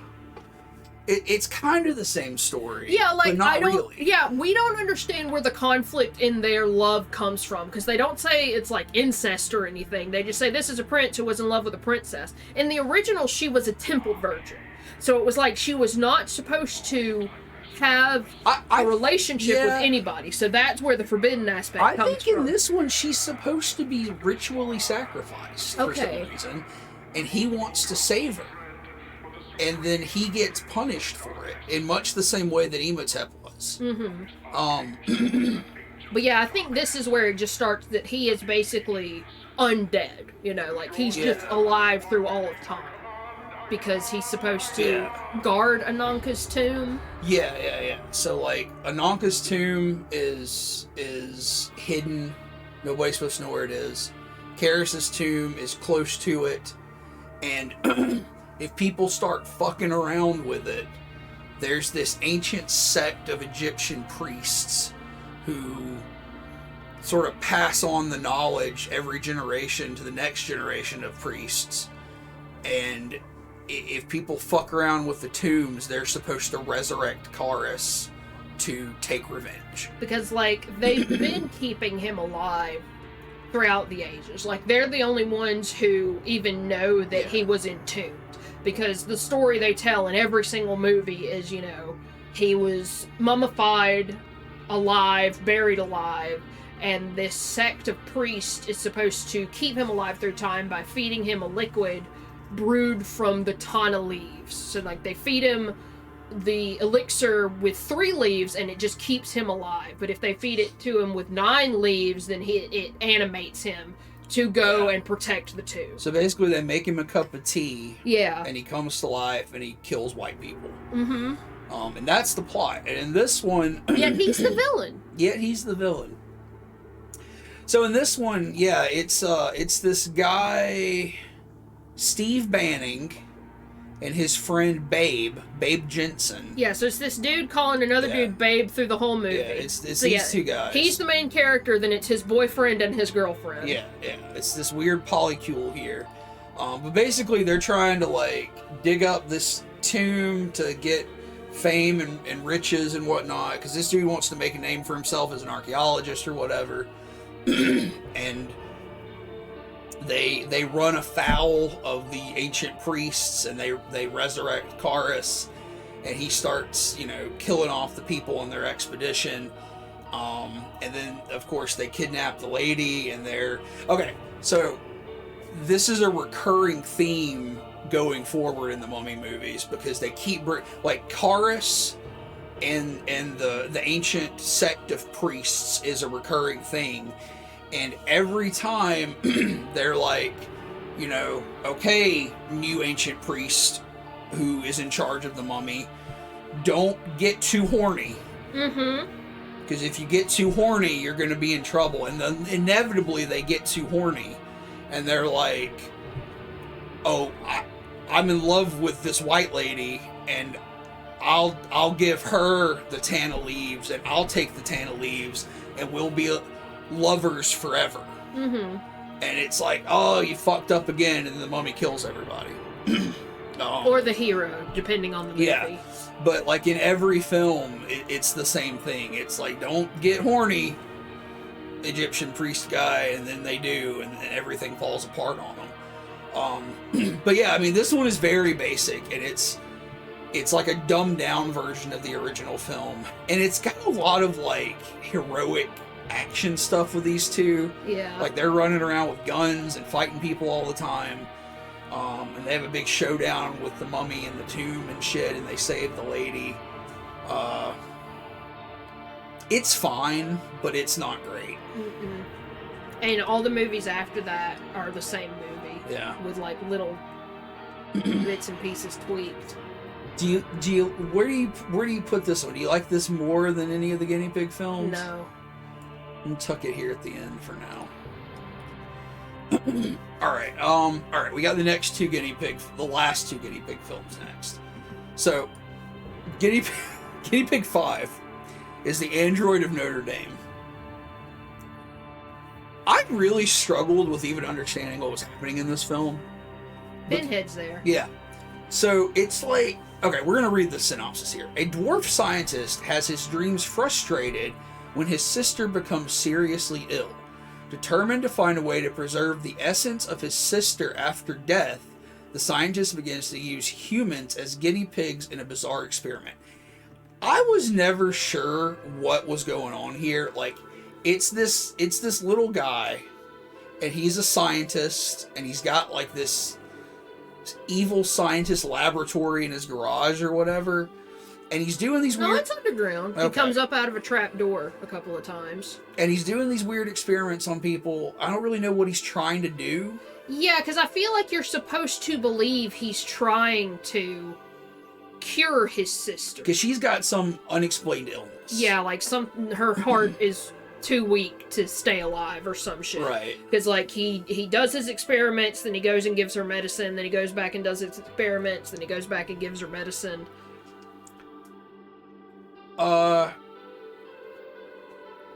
Then he turns this guy into a cyborg? Yeah, because this dude contacts him in the very beginning of the movie. Because I don't know what he's doing. He's like some dude who runs a company, but he knows about the experiments this guy is doing. Because he contacts him, he's like, I can get you human guinea pigs. Yeah. But you have to pay me or whatever to get them for you. And the guy's like, okay, whatever. And they have that going on for a little bit. But then this dude shows up at his lab one day, and the guy kills him and decapitates him and reanimates his head. Yeah. And he's got like cybernetic parts and Yeah, stuff. he puts like robot arms on him. Yeah.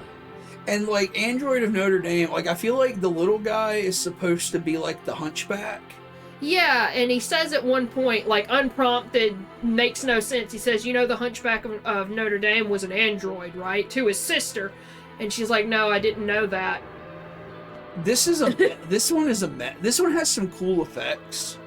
Like, it has a bunch of like really weird cybernetic gore stuff going on, but I just don't know what happens in it. It makes no sense. I would put it like here, I think, because it's more interesting to watch than the first one, but it doesn't make sense. Do you agree with that? Yeah, like, I don't know if there's something that I could read and it would be like, oh, that makes sense. Because, you know, there's always the problem of it's not in a language I speak. So I always feel like I'm missing something, but... I don't know. Alright, and then the last guinea pig film, Mermaid in the Manhole.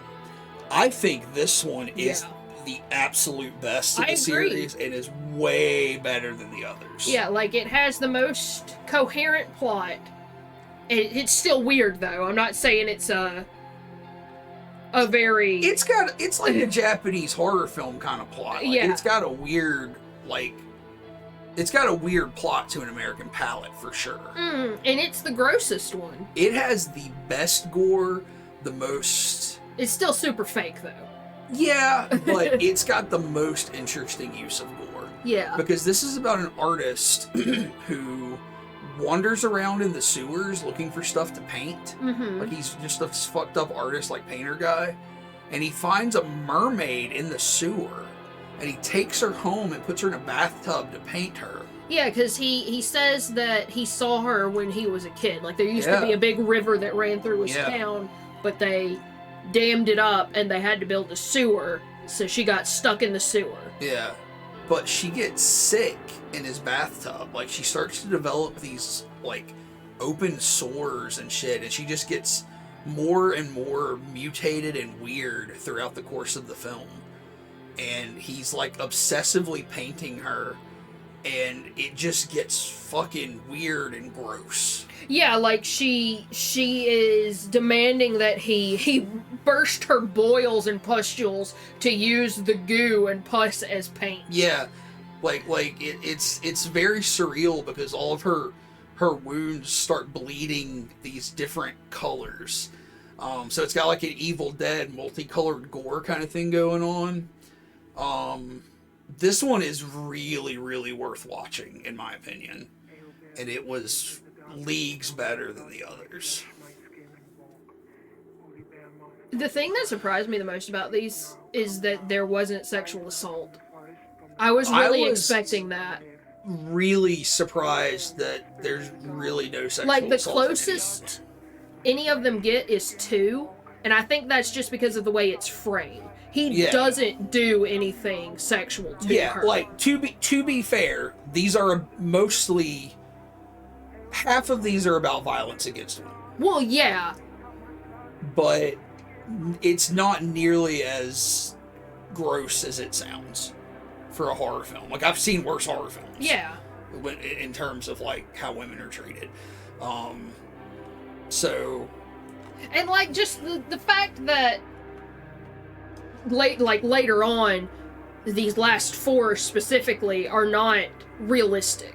And that always, you know, makes it, you know, not comfortable, but more comfortable. Yeah. Like, there's one later on that we watch, like, one of the last 2 days, that's much more realistic. Yeah. So it's way more uncomfortable to watch. Yeah. But, this is the best of the guinea pig films. Even if the others don't sound like something you'd want to see, I would recommend this one if you like gory horror movies. It's really good. Alright, now we got The Invisible Woman. Where they said, yo, what if it was the Invisible Man, but it was a dame? Mm-hmm. What if it was a broad? Yeah, so we've completely abandoned Griffin as the Griffin family as characters in this. It's just a random scientist who's tinkering about, and he has a machine. Yeah. In this movie, this guy right here.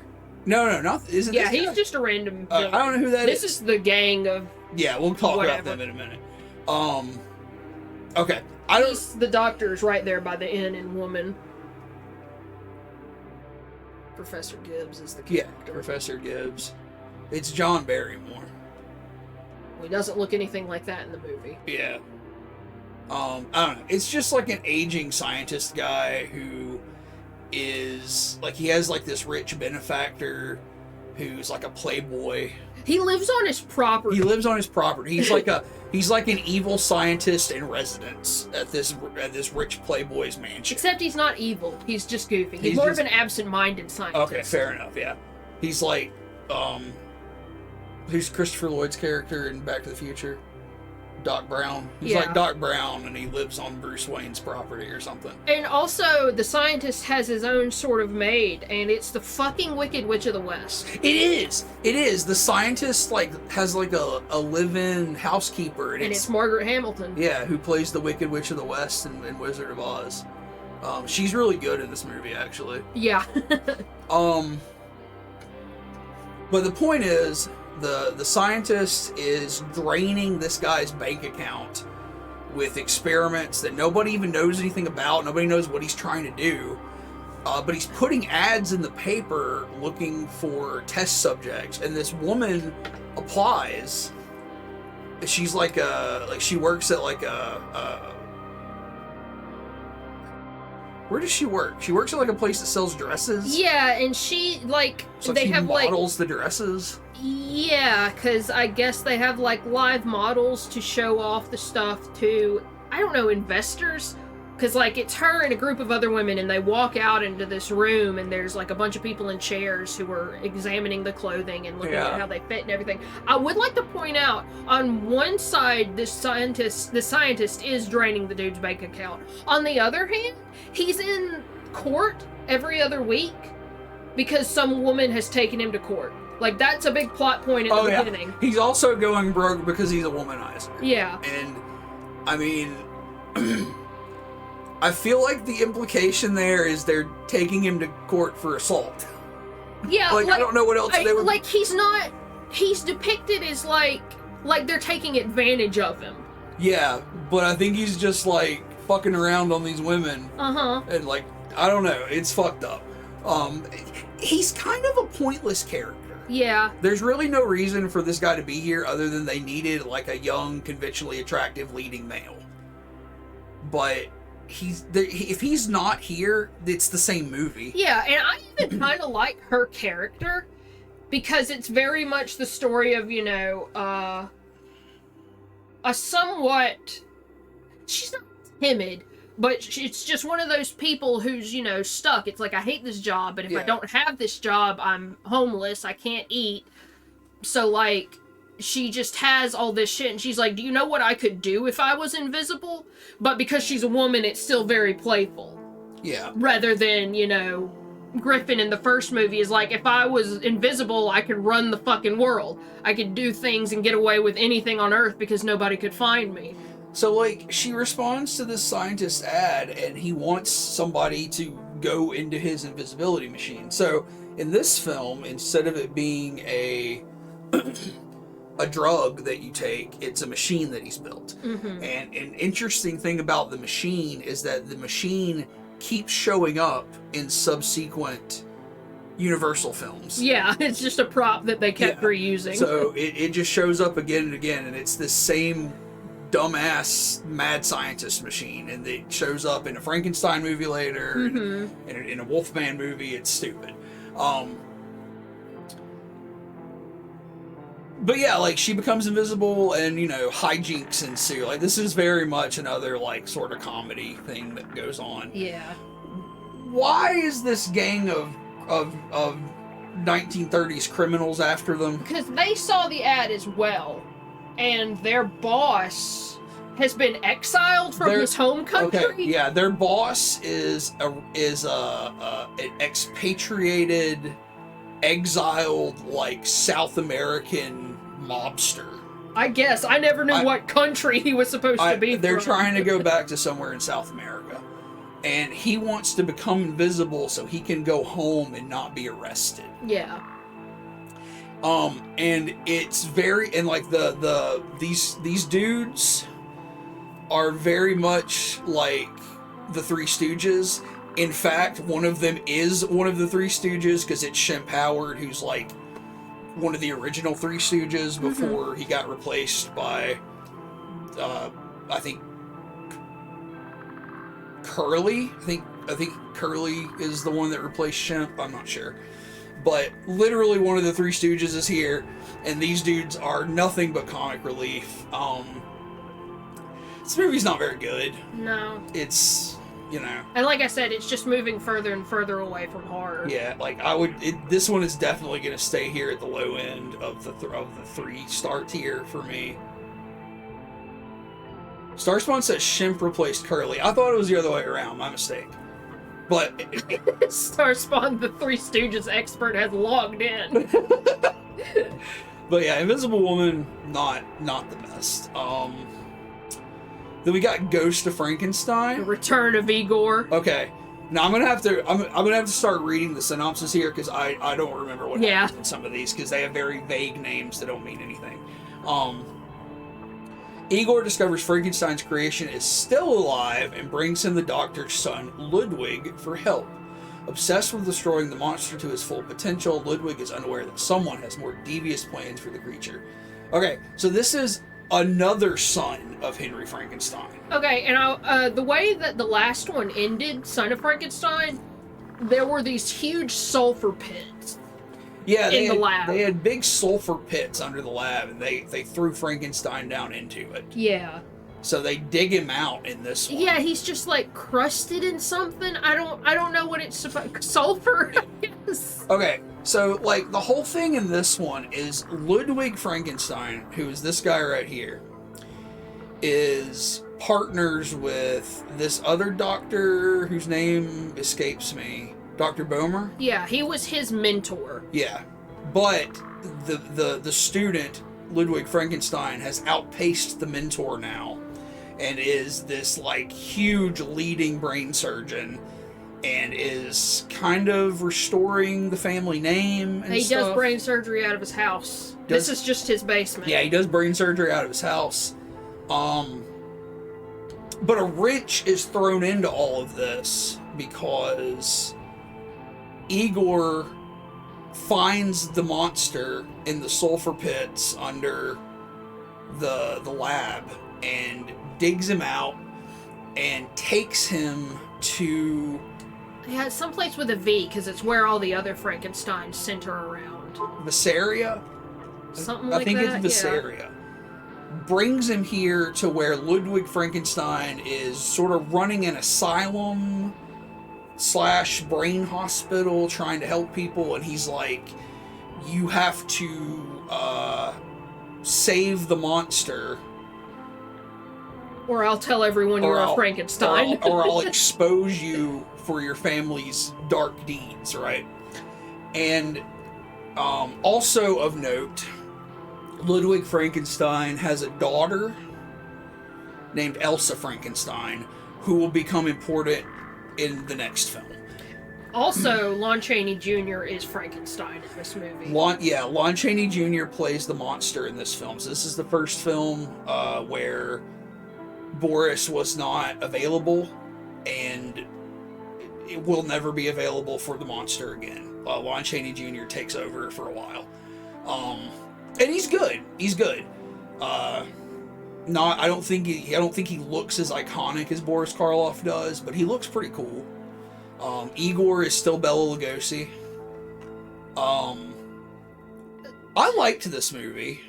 Yeah, so like the overarching plot here is they want to give Frankenstein a new brain so that he will no longer be violent. And so Dr. Frankenstein, when Frankenstein first shows up in this castle, or not in this castle, in this dude's house, he kills one of his assistants. Yeah. So Frankenstein wants to put that assistant's brain in Frankenstein. Yeah, he's like, we can, this dude was killed, but he's brilliant, and we can have him live on if we transplant his brain into this new body. Igor has been maimed in many different ways since he appeared in the last movie, as well as his neck being broken. Igor's all fucked up. So he says, put my brain in Frankenstein. Right. Or put my brain in the monster. Sorry, I keep fucking up. And Frankenstein's like, that's a fucking awful idea. Yeah. You're a criminal and you're bloodthirsty. I'm not gonna fucking do that. But the creature has other plans, because when they first showed up in this town, he saw a little girl getting picked on, and these kids threw her ball up on top of a building. So the monster picks up this little girl and carries her to the top of this building, killing a dude on the way because he just sort of stood there, and the monster pushed him off this building and he died. So the monster's carrying this little girl and he holds her up so she can get her ball, and then he carries her back down, and the little girl's father, you know, takes her away from him, and the people arrest him and take him to the monster does get arrested. they take him to jail, but they don't imprison him immediately. They, like, are gonna have a trial or some shit. I don't know. But Igor shows up to Frankenstein's place and says, you gotta get him out of there, or I'll tell everyone that you're a Frankenstein. But, you know, the monster is able to get out on its own because it's supernaturally strong. And the monster wants the little girl's brain. Yeah. Yeah. Yeah. I forgot about that part. I don't know why he wants that. But he does. He wants the little girl's brain. Yeah. So, yeah, Ludwig Frankenstein wants to transplant the brain of his dead assistant. Igor wants his own brain to be transplanted into the body of the monster so he can be super conniving but also super strong and unkillable. And the monster wants to be a little girl. So Frankenstein said trans rights, I think. But anyway, Dr. Boehmer, who has been outshined by his pupil, is bitter about it and secretly removes Igor's brain and transplants it into the monster's body without Ludwig Frankenstein being aware of it. So he thinks he's putting the assistant's brain in the body, but it turns out it's Igor's brain. So at the end, Igor's brain is in the monster's body, but then he goes blind? Yeah, because this brilliant fucking doctor, this surgeon, didn't account for the fact that Igor and the monster's blood types didn't match. But the assistants did. I don't know how you have a job as a surgeon. Like, it's no wonder this dude outshined you, because he knew blood types had to match when you do a transplant. Right. But then I don't know, everything gets burned up and everybody... Yeah, they set the house on fire. Everybody gets burned up at the end except Elsa Frankenstein escapes with the little girl. And that's the end of the movie. It's fine. It's a decent one. I would maybe put it here. Yeah, Mummy's Hand and Invisible Woman are going to be at dead last on this tier. They're not good. Then we've got Invisible Agent. Invisible Agent is not the worst of the Invisible movies. I'll give it that. This is a movie where the grandson of the original Invisible Man is living as a printmaker, I believe, in somewhere in America. Under an assumed name so that he can escape his father or his family's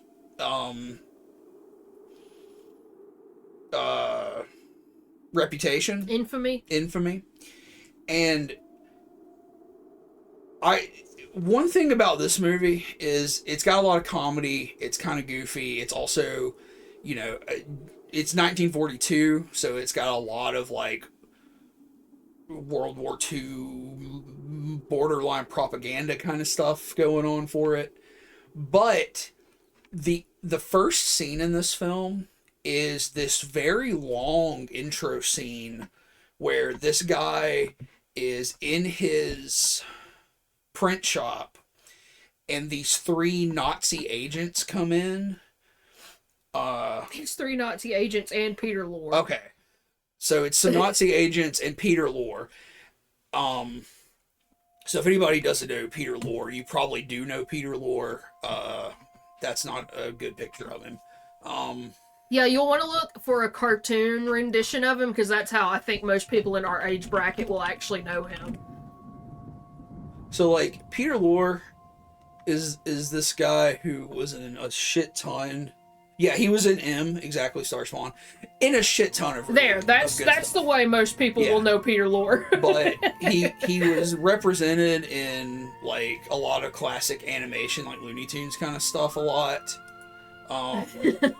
He's got a very recognizable face. Here he is in a later Universal film. Here he is in M, I believe, if I'm not mistaken.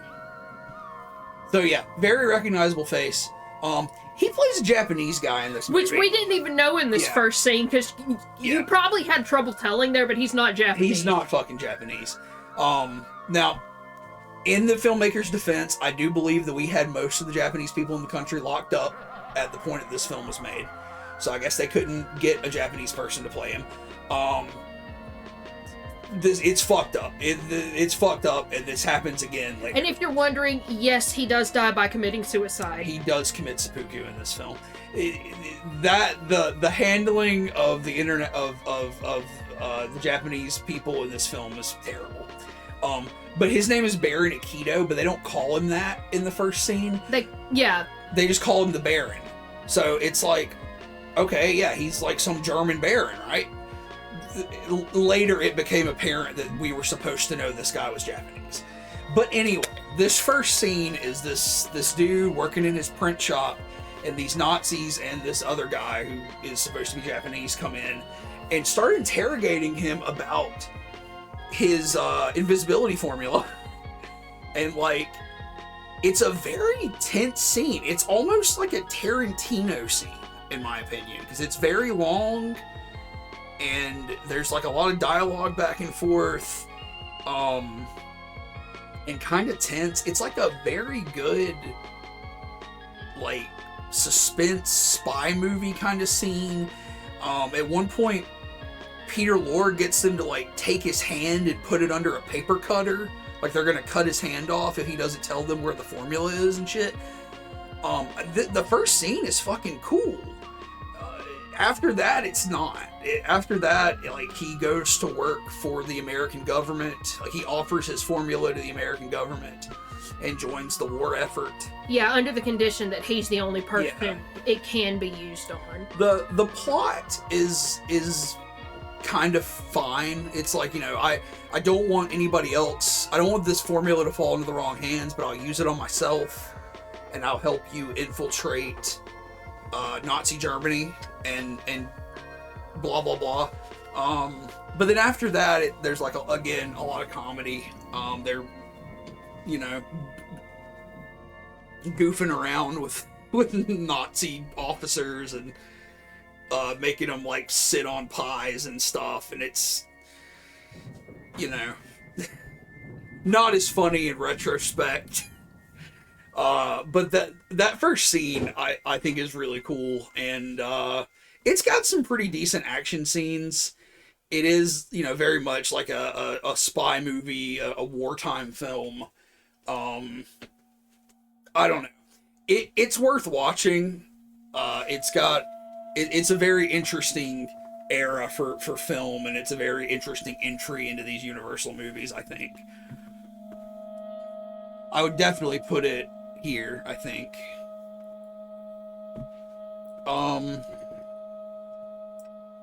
Then we've got The Mummy's Tomb.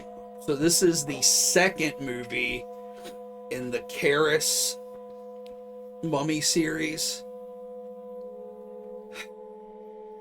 We're just in America now. So in this one, they go to America. So this one, okay, the previous film was Steve Banning was the character's name. He was the archaeologist with his friend Babe. Uh-huh. This movie, he is an older gentleman, and yeah, he's in like middle school drama club, old man makeup. Yeah. And the movie is basically concerned with his son? Yes. Or daughter or it's something? Son. It's his son. He just has a fiance. So it's the son of the previous hero and the son's fiance. So the whole plot of this one is basically just that the priests have decided that they have to resurrect Karras again, and take him to America and get revenge on Steve Banning and Babe Jensen. And bring Ananka back. And they want to bring Ananka back because Ananka's tomb has been taken to America. Mm-hmm. So they're going to get Ananka back, and they're going to take revenge on these people who stole the tomb. I don't know, like 40 years ago at this point, it seems. Yeah. Something like that.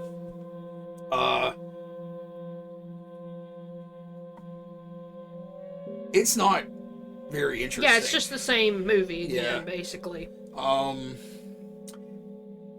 Is this the one where they burn the house at the end? Yes. Okay. Yes, I think so. Yeah. That part was kind of fun. And the Mummy series has that same thing where it's like, yeah, this is a living, breathing mummy. And, like, they go back and forth on that. Some people are like, well, I don't believe in that. Then there are other people who are like, yeah, no, that's 100% true. There's a lot of newspaper articles they show. They're always showing newspaper articles in these movies, and it's like headline, front page, the living mummy kills again. Yeah. It's like, you guys are cool with just putting that in the newspaper? Like, everybody's cool with that?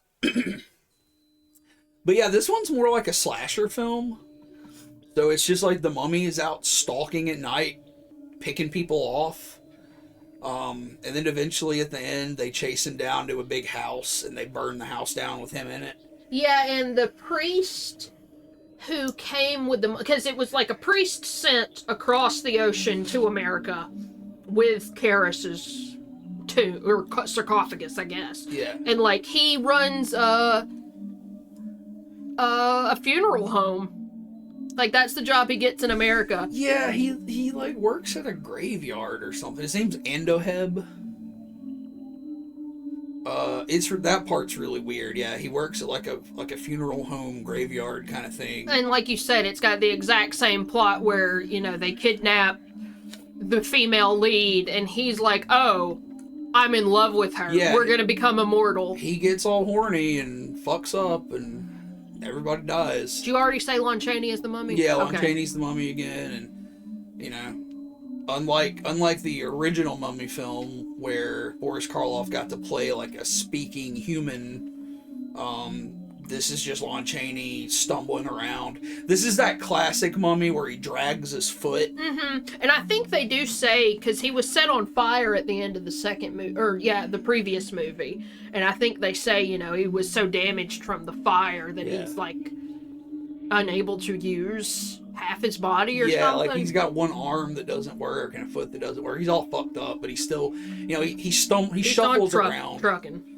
Yeah, he shuffles around like Michael Myers and kills people. So really, this feels like an early slasher film to me. It's got that same kind of vibe as watching Michael Myers like slow walk around hospitals stabbing people to death and they can't get away for some reason. Mm-hmm. So it's interesting in that concept, but it's not very good. Still better than The Mummy's Hand. Actually, I take that back. Is it better than The Mummy's Hand? I think it's better than The Mummy's Hand. Either or, in my opinion. Honestly, the slasher aspect of it makes it a little more interesting to me. Okay. This is our first modern film of this year. This is a movie called The Wrath of Becky, and I put this on the list. It came out this year. This is a sequel to this film. So in 2020, this movie Becky came out, and I think I got a screener for it. Yeah. So like I at the time in 2020, I was writing reviews for Monsters, Madness, and Magic, who is it's a website with like reviews and like write-ups and stuff, but mainly it's a podcast now. And I've mentioned that on stream several times. You know, I do interviews with my friend Justin for that podcast. But at the time in 2020, we were doing a lot of writing for the website, and one of the movie screeners I got was this movie Becky, which is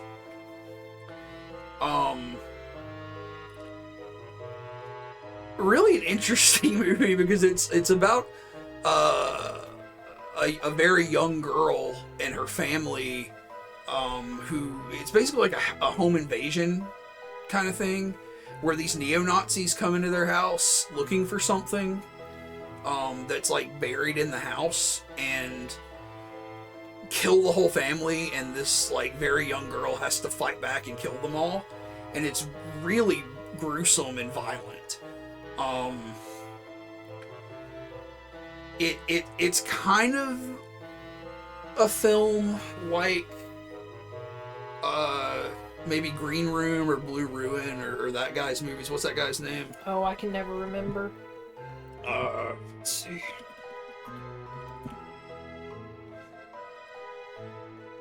Jeremy Saulnier. So not nearly as artful as these films. If anybody's familiar with Jeremy Saulnier, however you say his name. Green Room and Blue Ruin are two of his that are very good. Hold the Dark, I know that's one that Starspawn had recommended to us. I really like it too. It's very good. It's a much different film than these two, but they're all fantastic. But these are these very bleak,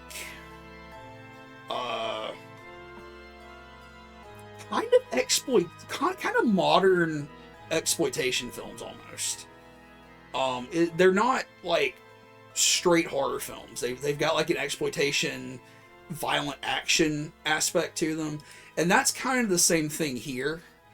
I feel like that is Joel McHale, Starspawn. He plays the dad in this movie, but it's a pretty good movie. Also, it stars Kevin James. As the lead Nazi. Who is, Kevin James from fucking King of Queens and all these dumbass rom-coms and stuff. He plays the fucking lead, like, Nazi dude in this movie. And it, like, that in itself kind of is a novel aspect of the film. So anyway, I kind of dug that movie when it came out. I got that screener for it. So this was the sequel to it, which takes place 3 or 4 years after that film. 2? Okay, my bad. 2 years after that film.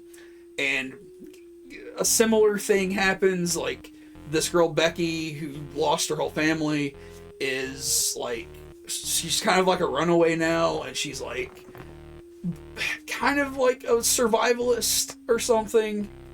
And she basically runs afoul on another group of white supremacists. This one has a lot to do with like Trump era white supremacist alt-right groups and stuff.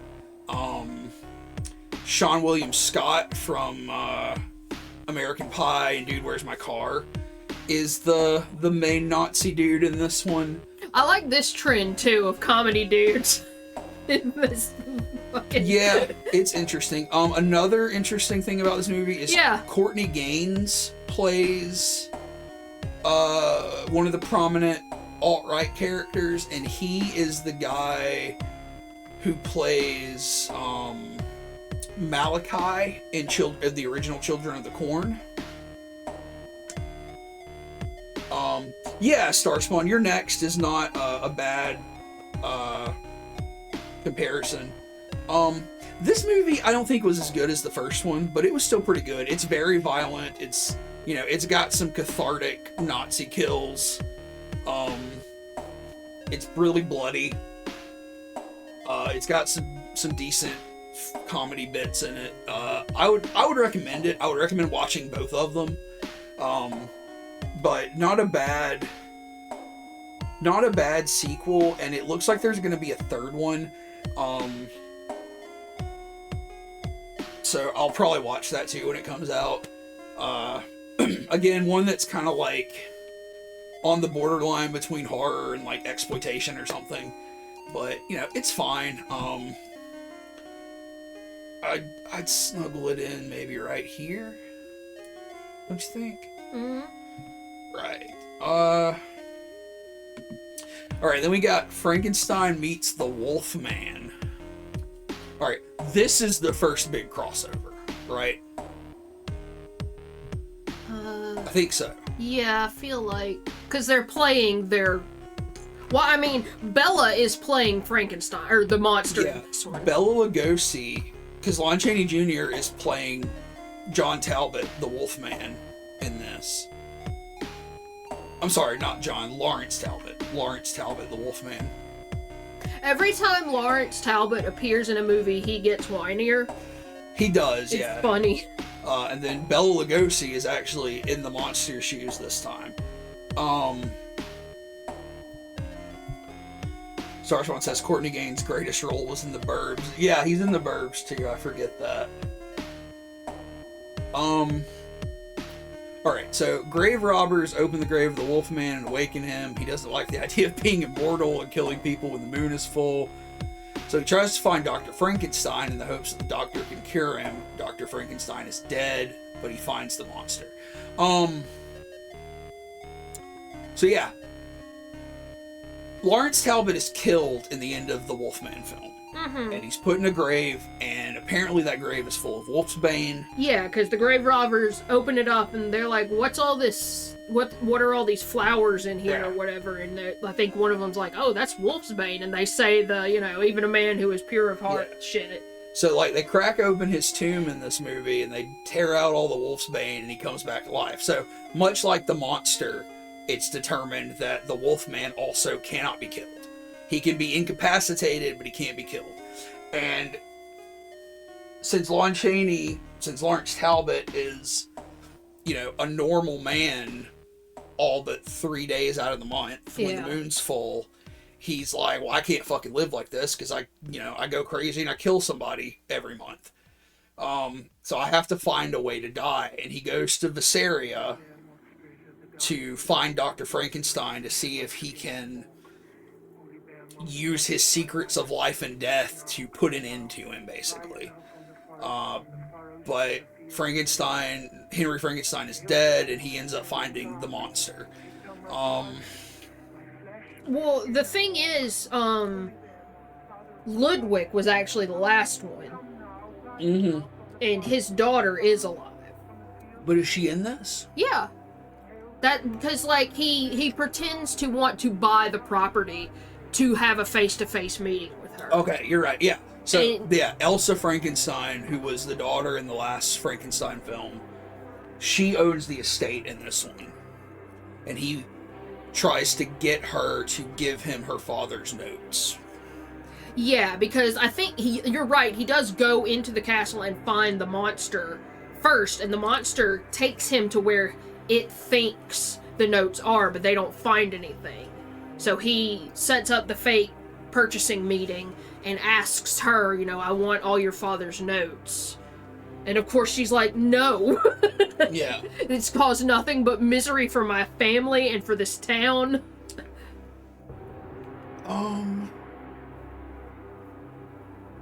There's Dwight Fry. So he plays just one of the random people living in Visaria, and that's the guy that played Renfield in the first Dracula film. I don't remember what happens in this movie.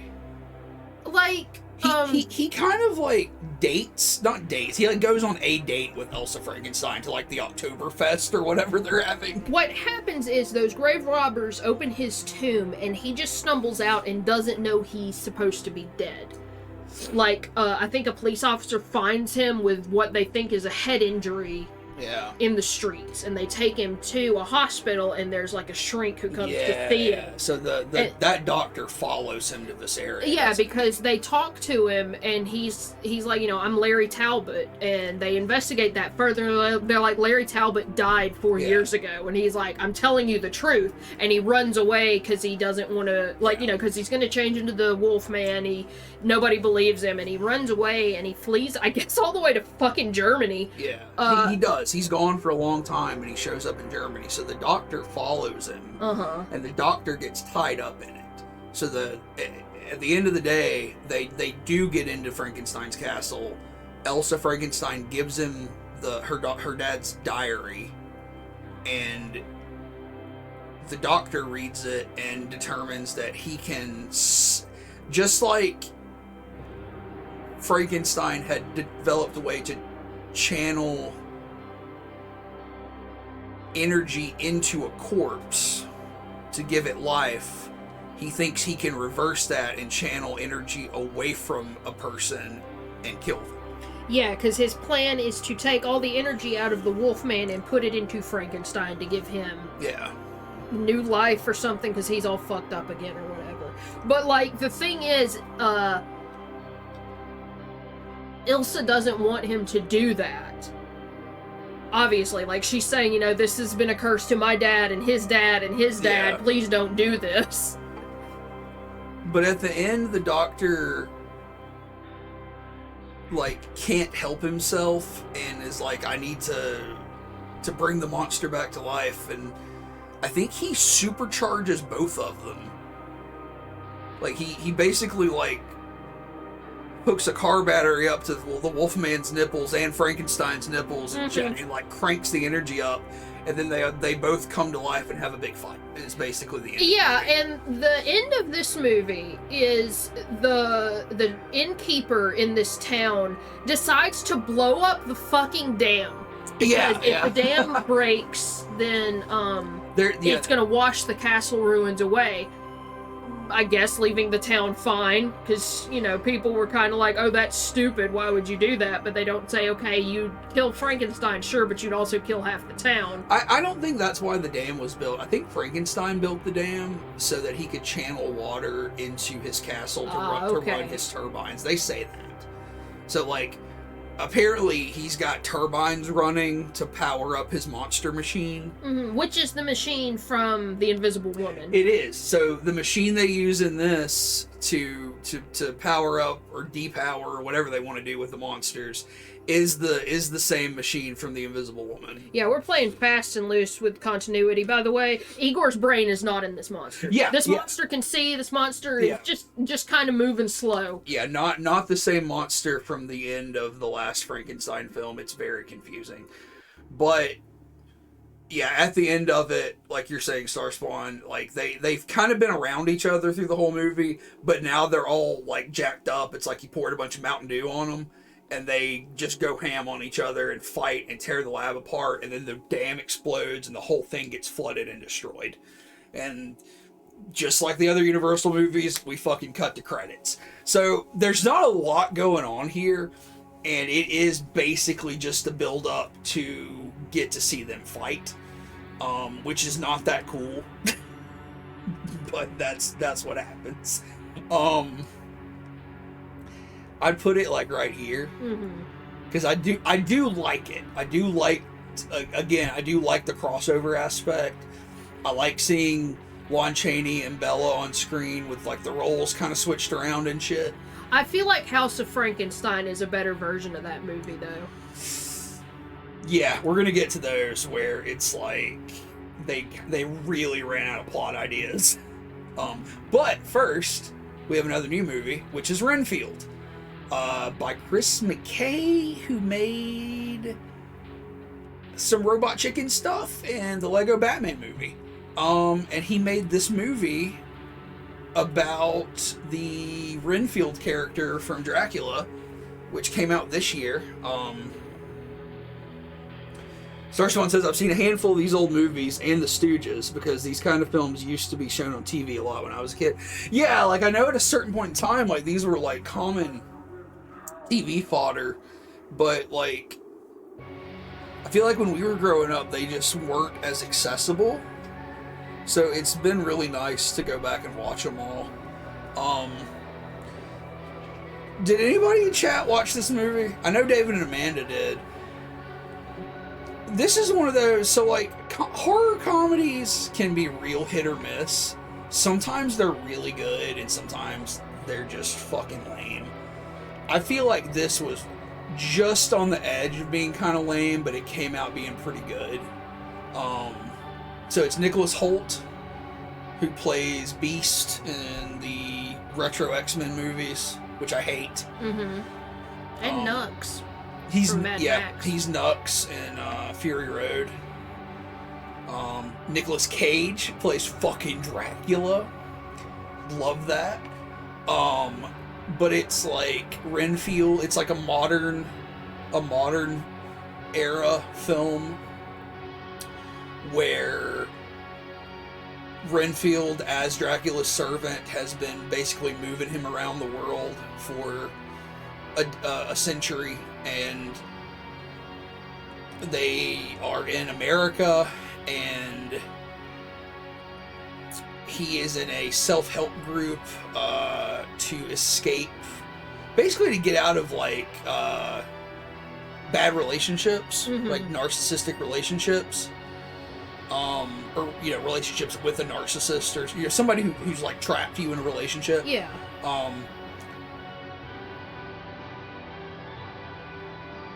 Yeah, like Starspawn saying, everybody's performance in this was like 100%. The gore was pretty good. Nick Cage's Dracula was fucking amazing, of course. There was this whole weird organized crime gang aspect where like the city's being plagued by these really stylish mafiosa people who get all tied up in the story. I liked it. I thought it was pretty good. It's not the best. It's not like my favorite horror comedy, but it I liked it. Did you like it? Oh yeah, I liked it. Like you said, the gore kind of sold me on it, honestly. Yeah, like there's a lot of scenes where like Renfield's whole thing is like he gets like vampire powers when he eats a bug. So he'll like eat a bug and then he'll go all like Matrix bullet time crazy and rip people apart and stuff. So that was fun. And then Dracula's stupid powers are really fun. I thought the effects were really decent. Like the CGI didn't look terrible or anything. They have a bunch of vampire fights at the end. Yeah, we had to discuss the lore on this one because they use Dracula's blood to heal people, but it doesn't turn them into a vampire. Yeah, they had to come up with like... But we talked about it though, because I think that is true to at least the movie, because it was like if he drank from someone until they died, they would become a vampire, like automatically. I don't know about where the healing aspect of the blood comes from. Yeah, that was made up for this film, I think. Yeah, that part was kind of like weird, but I'm trying to think if there's anything else specifically interesting about this.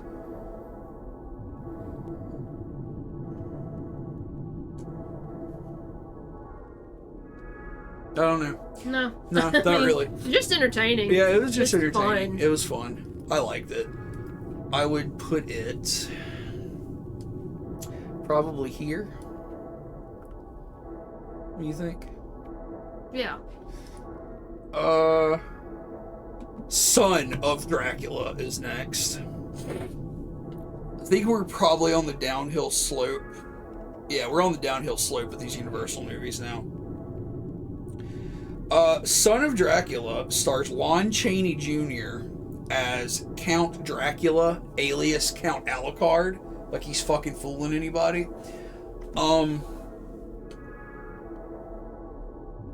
Is he the son of Dracula in this? I guess. I don't know. They don't really... It's kind of vague. I think he is a son of Dracula. He is Carpathian, like it says, Carpathian Count Alucard. I think he is the son of Dracula, but he is an older man, played by Lon Chaney Jr. And like he comes to, I feel like he's supposed to be in Louisiana. Yeah, I think so. Like I think there are cypress trees in the background at one point. Unless there are characters who are referred to it. No, that's the Mummy. That's the next Mummy movie. Yeah, but no, I think this one too is supposed to be in Louisiana. But I don't feel like it's as obviously stated. What music is playing right now? It is Deadly Iris Zero, which you can find on Bandcamp. It is a Silent Hill-esque soundtrack for a game that does not exist. It's just an homage to that kind of stuff. I just pulled a bunch of Halloween-themed releases off by Bandcamp and put them in a shuffled playlist for this.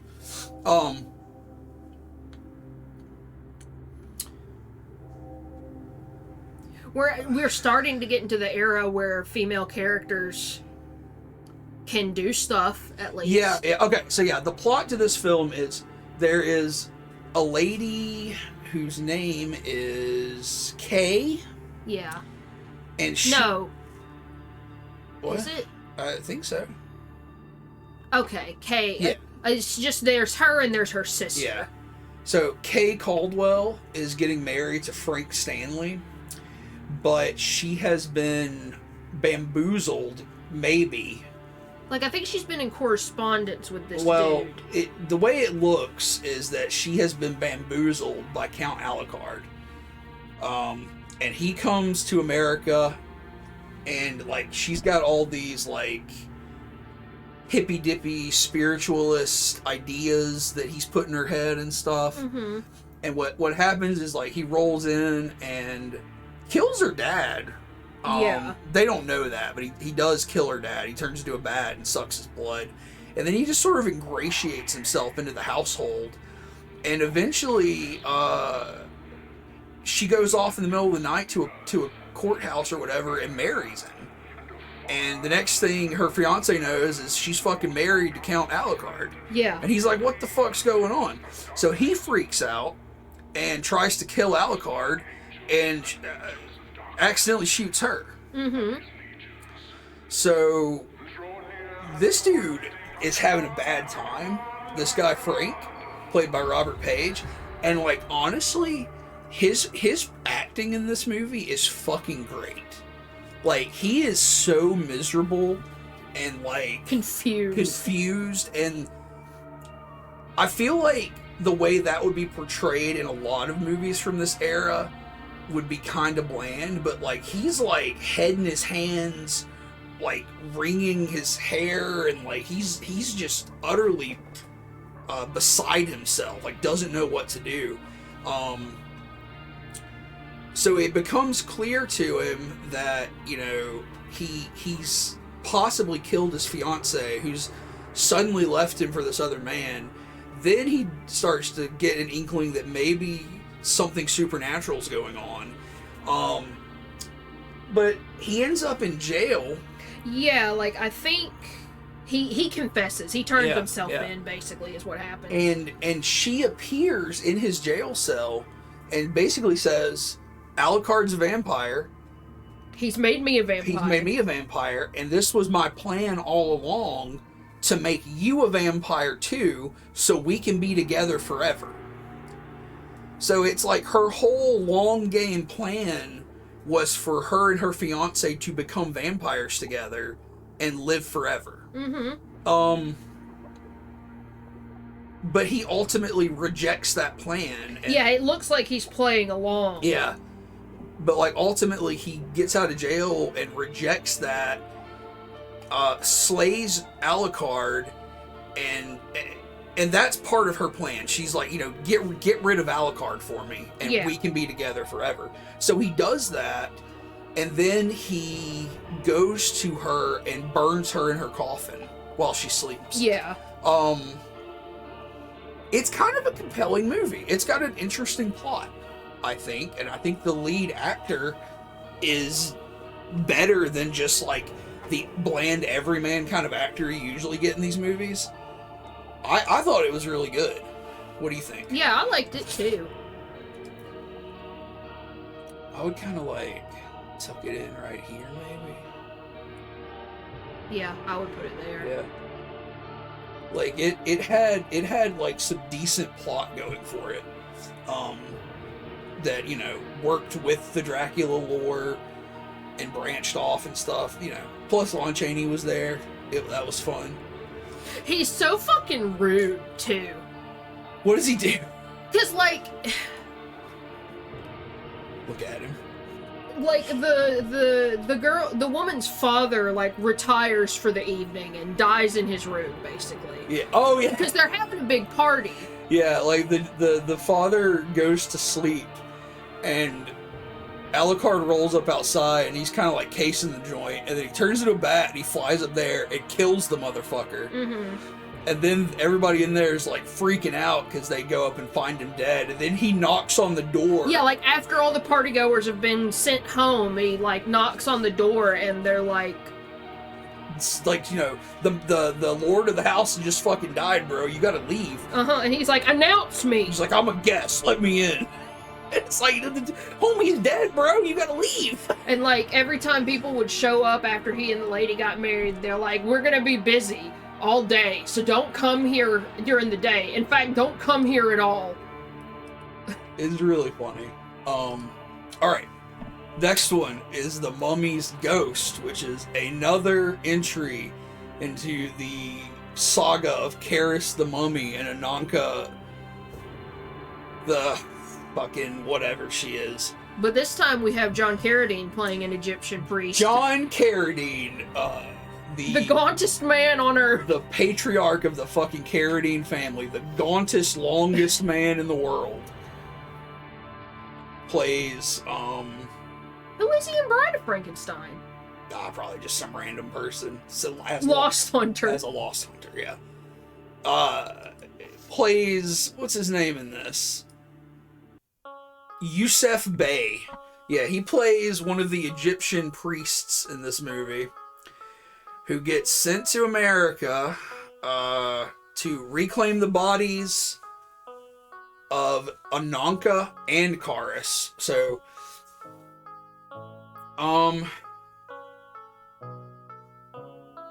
in this one, I think Karis was burned at the end of the last one.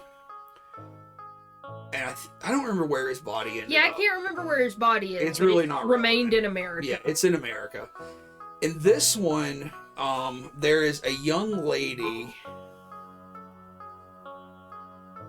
Her name is Amina Mansouri. She's played by Ramsey Ames, and she is, I believe, like half Egyptian. And she is the love interest of the male lead. Who's so boring. Who's so boring. I hate it. Well, he is very boring, but he does give us the best character in this film. His dog, Peanuts. Yeah. Yeah. The hero of the film. The hero of the film, the little dog, Peanuts. But yeah, she is the reincarnation of Ananka. Yeah, like they go and they go to the exhibit and they open Ananka's sarcophagus, and right as they're about to grab her mummy, the body just disappears. Yeah. The bandages collapse, and they're like, "Oh, her spirit has already been reincarnated." So John Carradine determines that, you know, he's got to find this lady, and he finds her and kidnaps her. And of course, he gets horny, and he wants to make her his undying bride or whatever. So in this one, the mummy does kill him because it's the mummy's love. He's like, "No, she's mine," basically, and he kills John Carradine's character.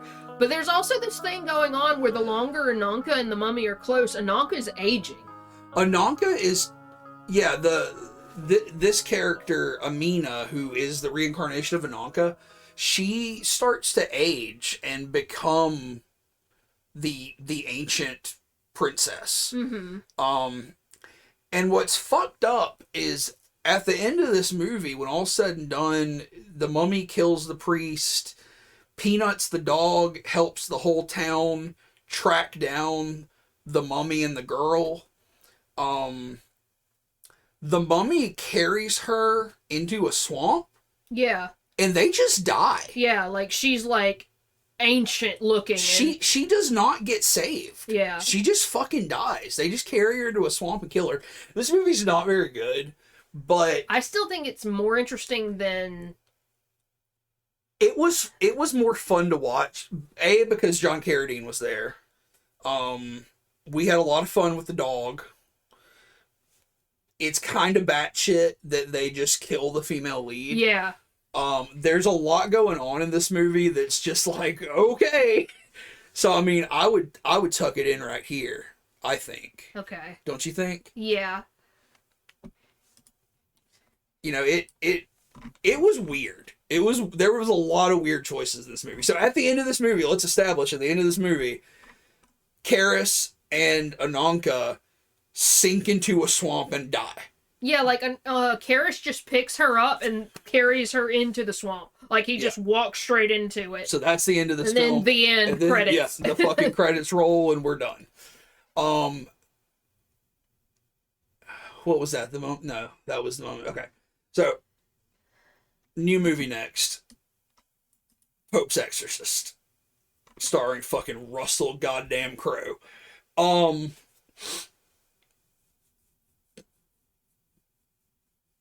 This movie sucks. Yeah. Like I said, I did like watching semi-chubby Russell Crowe ride around on his moped. Russell Crowe playing the most stereotypical Italian man he could. He rides around in a little moped. It's really cute. He has espresso. He has espresso. Okay, so this is based on this guy, Father Gabriel Amorth, who supposedly is a real exorcist. He wrote books about it. This is somebody looking at the Conjuring franchise. Oh yeah, 100%. And being like, okay, somebody's making mad bank on Ed and Lorraine Warren, God rest their souls, and we got to find some other fucking huckster. Yeah, they're like, okay, if people charlatan are eating up this Warren shit and they weren't like Vatican approved exorcist. Yeah. What if I do find a Vatican approved exorcist? We gotta find some other charlatan that we can turn into a cinematic hero and make money off of. So Russell Crowe plays this guy, and I really was hoping this movie might be cool or something, but it's so bad. So it's about a mom and her two kids. They're the husband and father die, you know, and like happens in a lot of horror movies, but they inherit a property. Yeah. They're from like California. They inherit a property from the husband's family, which is literally a fucking, like it's an abbey. It's an abbey in Spain, I think. Spain. Yeah. It's so stupid. So they go there and they're like, they're gonna flip it. Yeah. They're like house flippers. They're gonna flip this abbey, so they're having it renovated and they're gonna sell it. But in the course of renovating it, they awaken something in it and it possesses the young boy, right? So the Pope, who's played by Franco Nero, who is the original fucking Django, I mean, he's in a ton of stuff, but he's like the OG Django. And he's also in Django Unchained, if you've seen that. He's the guy at the bar, I think, when they first meet Leonardo DiCaprio. And there's like a little quip between him and Jamie Foxx, as Jamie Foxx says, you know, my name's Django, the D is silent, and the dude goes, oh, I know, because it's the original Django. But Franco Nero, the Pope, sends his personal exorcist to this Spanish abbey to help this family or whatever. And what really frustrates me about this movie is there's a whole lot of stuff going on in it. There's a lot of plot points and plot elements that they weave together pretty badly. But, and I say this with a lot of media, especially films, or I say this with a lot of films. If this had room to breathe and was something like a mini-series, it could maybe be good. Right? Yeah, if you change some key plot elements. Yeah.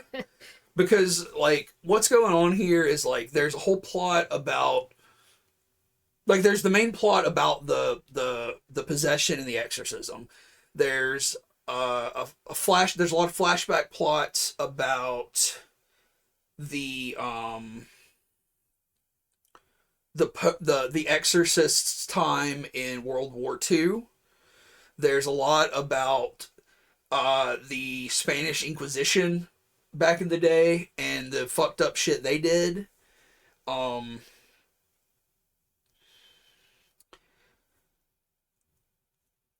all of these plot elements would work very well and be very cool if they were expounded upon and handled by people who knew what they were doing. Yeah, and like there's also just the surface plot of, Russell Crowe's character is representing the older generation of the Catholic priests. Yeah. Who very much believe in a factual, literal devil. Yeah, yeah. Whereas the newer generation is like, it's not so much that Right. as it is more like, human morality or whatever the fucking shit is. Because, Russell Crowe's character's argument is if there's no devil, there's no need for the church. Right. There's a lot of very interesting plot elements here. One of which, again, is the Spanish Inquisition. And the very idiotic take that this one has is the literal devil infiltrated the church and caused the Spanish Inquisition. Yeah. So all that bad shit that the Catholic Church literally did in real life, this movie's like, oh, that was the devil. That wasn't us. And it's like, okay, that's really fucking stupid. But I think there's a cool story that could take place there if you were like, like the Catholic Church did and always has done really fucked up stuff, and that's allowed the devil to infiltrate us. I think there's something interesting there if you're wanting to tell a religious supernatural story. Yeah. That's not what they do here. They just literally offhand mention, oh yeah, the Spanish Inquisition and all that fucked up shit we did, that was the devil. Did it. Don't worry about it.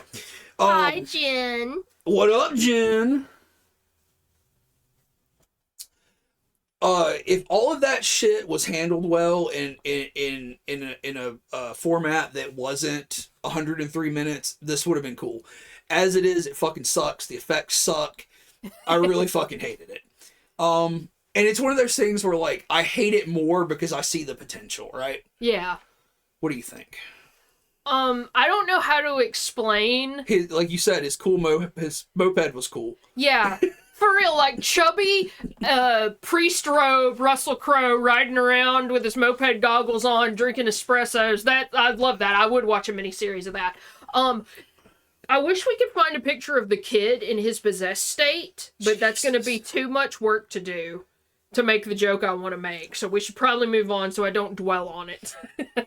The effects were bad. Yeah, the effects were bad. I did not like the effects in this film at all. They were cheap CGI and kind of bullshit. So I'm gonna put this one like,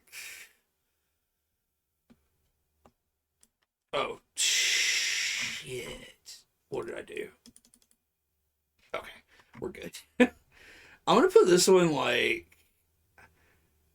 here. I don't have a problem with either of those positions. I'm just gonna put it right there for now.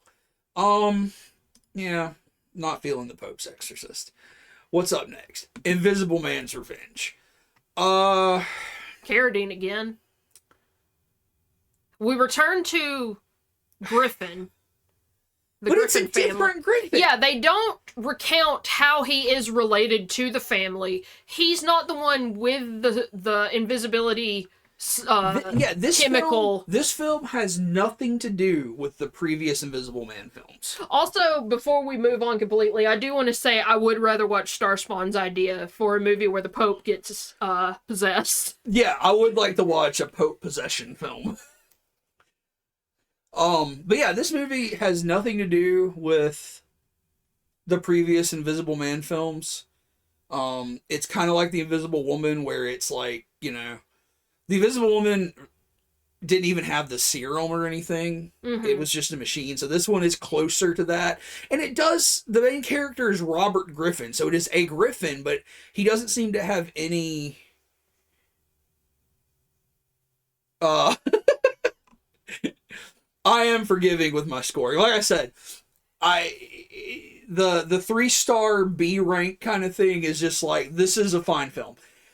And I'm basing that on the fact that, like, we watch so many horror films. We've seen so many horror films that are so fucking dog shit that if you make a film that can be called a film, I'm a little more charitable. Yeah, like, this is probably the first Halloween marathon where we don't have any 1-stars. Yeah. Like, if we go back and look at some, At some point, I feel like, because especially the one where we watched all the Puppet Masters, we watched a lot of franchises that year, and it was fucking miserable. Yeah, yeah. We're on that horror grind. Yeah, I mean, but anyway, yeah, this one, like, it's just like a dude who is like he's a fucking. Oh yeah, okay. He's a dude who was partnered with these people to find a diamond mine. Mm-hmm.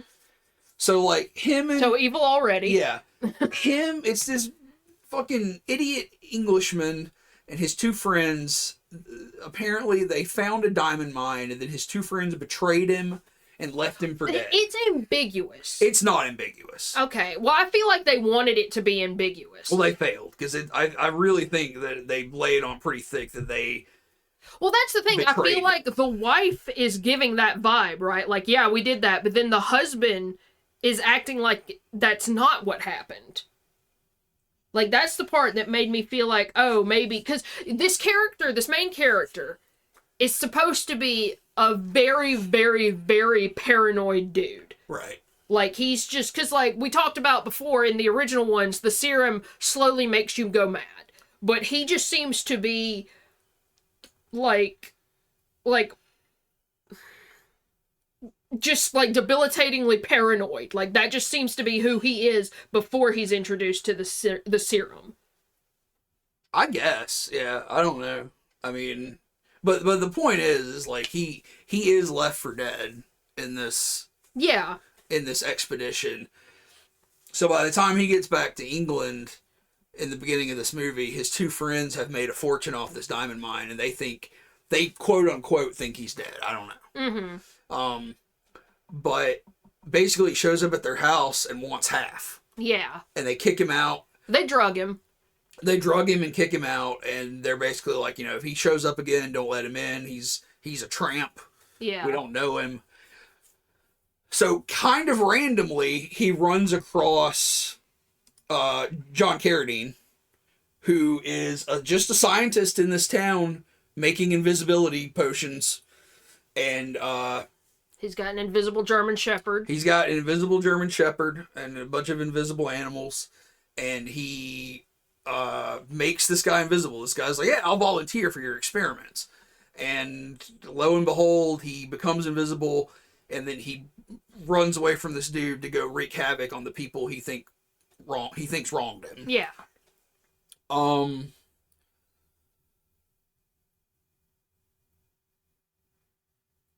What? Because, like, he wants half, and he also wants to marry their daughter. Yeah. Yeah. He kind of terrorizes the husband. Yeah. His former friend. He, like, terrorizes this guy and basically drives him to write a confession that they double-crossed him. Mm-hmm. Because before they kicked him out the first time, he did have a signed agreement from the both of them about the division of the goods or whatever. But they take it from him when they drug him and kick him out. So, like, what's the ending to this movie? How's it all play out? I can't even remember. This is not a very good one. Yeah, it's not, because he's invisible, right? And he does all this shit to terrorize the other guy. And he's like, I want to marry your daughter. And he's like, I can't let you do that. And he's like, it's because I'm invisible, right? And the guy's like, yeah, that's why. So he goes back to Carradine, and Carradine's like, I have to give you blood, like new blood, to become visible again. But instead of it just being, like a transfusion amount, you have to drain all the blood from one person. Yeah, so he drains all the blood from John Carradine. Yeah, because Carradine refuses to get somebody else and kill them. Yeah, then he burns the house down. Yeah.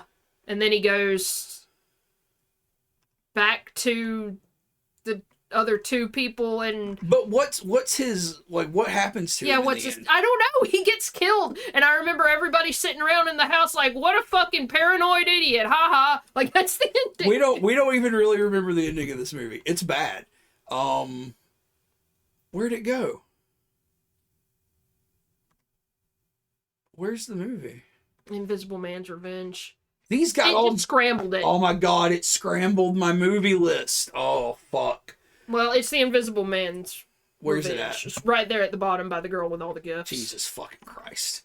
I'm gonna put it like right here. It's not good. Okay.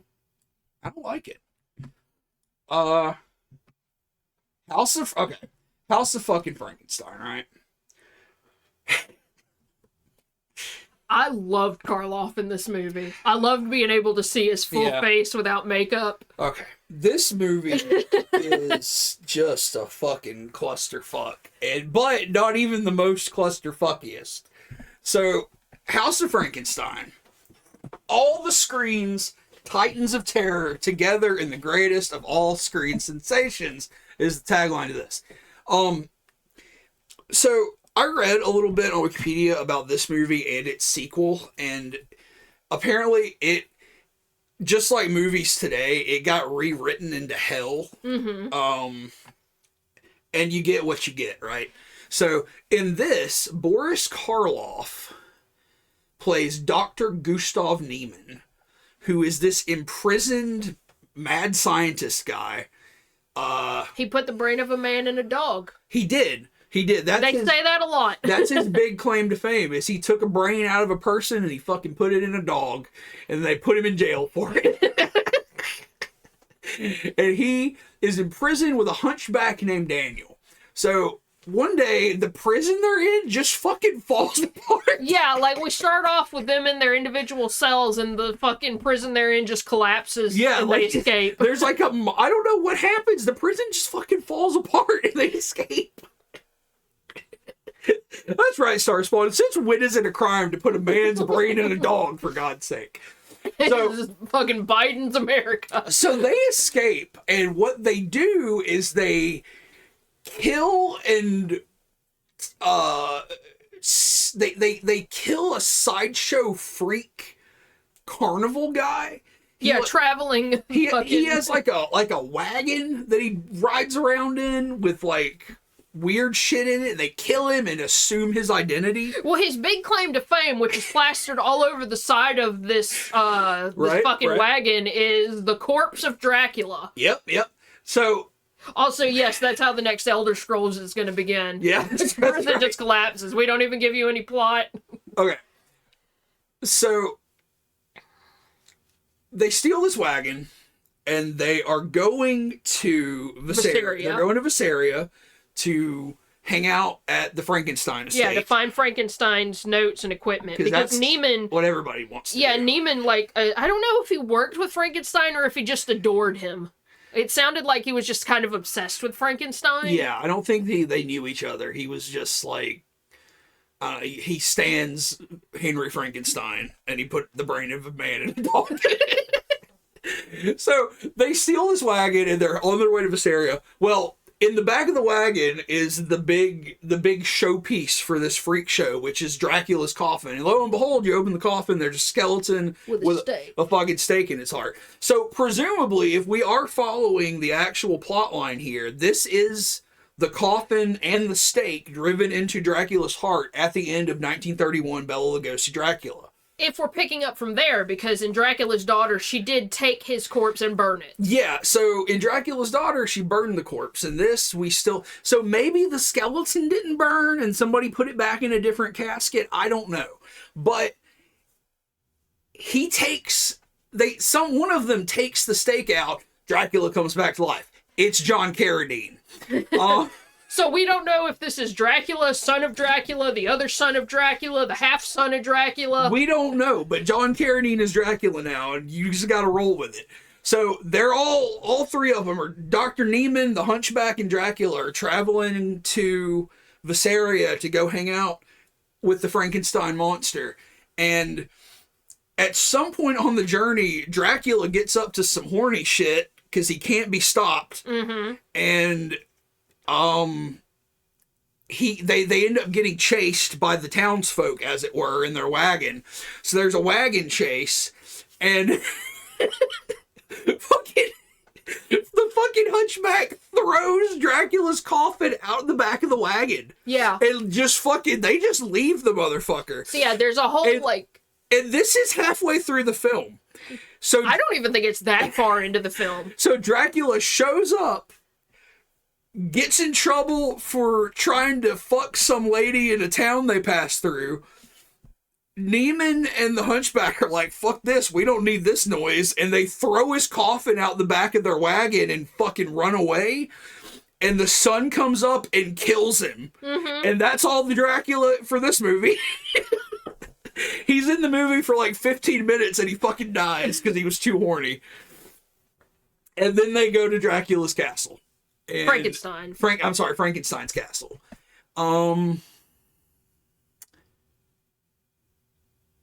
And the Wolfman's there, right?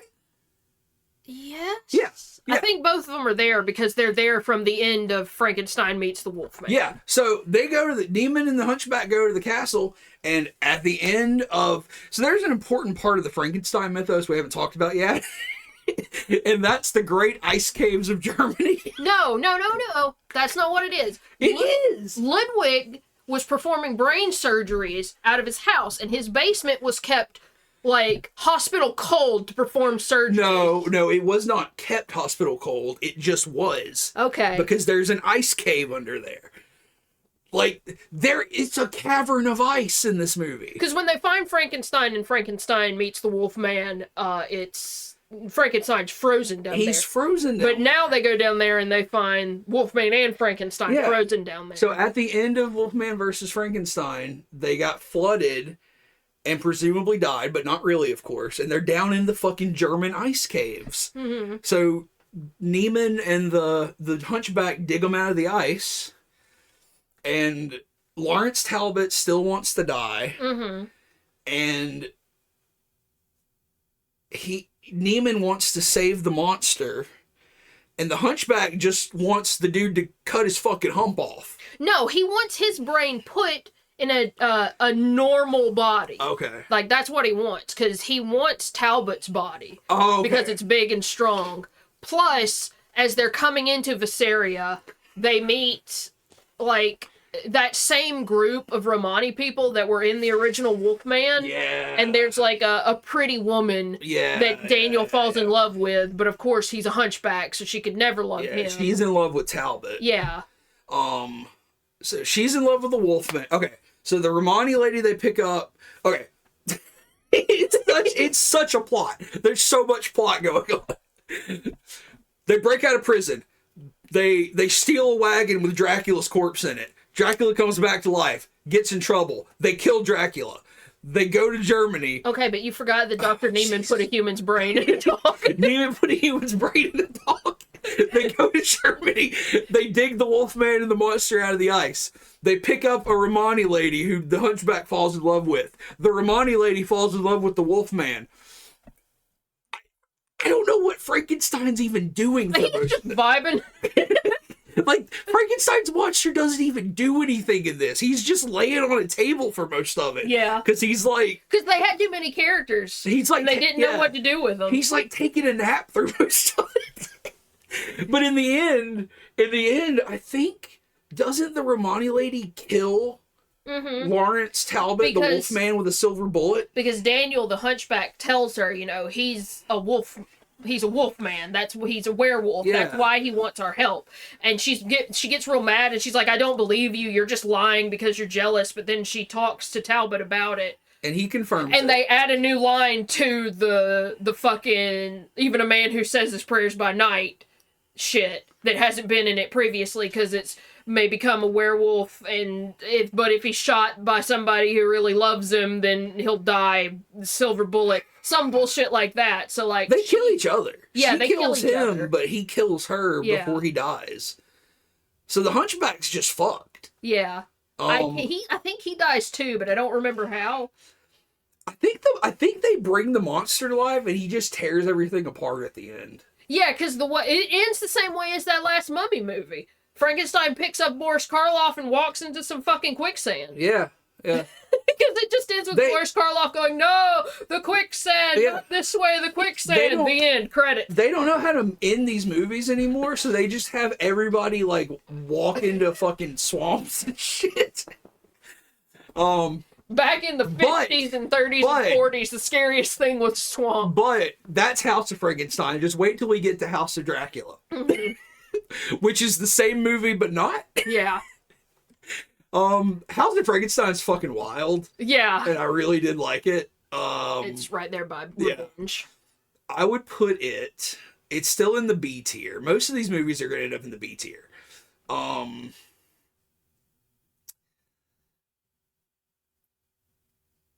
I would put it like right here, I think. I would put it before Frankenstein. It's better. It's better. The same plot, but better. It's the same plot, but it's wilder. Okay. Okay, another new one. Megan.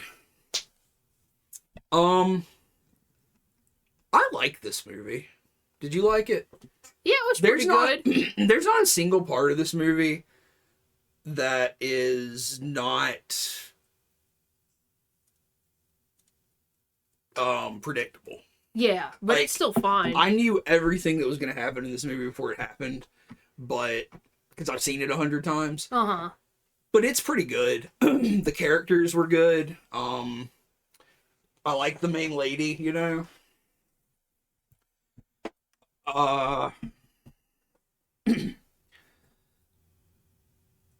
The scenes where she was walking around and it's clearly a little girl with like this weird face mask on are kind of unsettling. But I mean, you know, basically this is just Chucky to some degree. It's just child's play a little bit. Yeah. But it's about a lady who is making an artificial intelligence doll that's kind of like a smart doll that can like take care of your kids and help them learn and stuff. And it's like highly advanced, but she ends up having to take custody of her niece after her sister and brother-in-law are killed in a car crash. So the kid ends up kind of being the guinea pig for this toy. And hey, good night, David and Amanda. She ends up being like the guinea pig for this toy and then developing a really unhealthy relationship with it. So, I mean, you know, the movie's trying to say something about kids' relationship with technology, our relationship with technology, the dangers of like artificial intelligence and stuff like that. And also the dangers of like not raising your kids. Like, I don't know. It's, you know, it's got like some messages that are just kind of woven in there. Just because you can't not do that, I guess. Yeah. But, it had some decent kills. I like the pressure washer kill. Of course. You know? Yeah, Starspawn, I agree. I like this more than I thought I would. It's perfect. It's a perfectly fine film. I did enjoy it. Where would you put it? I feel like I'd put it like right here. Yeah, I was gonna say ahead of Renfield. I think it's better than Renfield, just because I prefer, like, to me, this is almost horror comedy. Like, this is about as far into comedy as I want my horror to go, but I'm not so much of a curmudgeon that I can't appreciate horror comedy like Renfield. You know what I mean? Yeah, yeah. Jen, I don't know if I've even heard of Channel 309. I don't think I know what that is. Also, Jen said she liked the first Guinea Pig movie. Yeah, I think the first one is like my least favorite. But I think they're all worth watching if you are into that kind of thing. Because like they're interesting films for what they are. I really, really like Mermaid in a Manhole. That's not Mermaid in a Manhole. That's Flowers of Flesh and Blood. Where's Mermaid? Mermaid in a Manhole's up here. I gave it 4 stars. I really like Mermaid in a Manhole. So yeah, Megan, perfectly fine film, decent horror film. Oh my god. All right, we are on the last stretch of Universal films.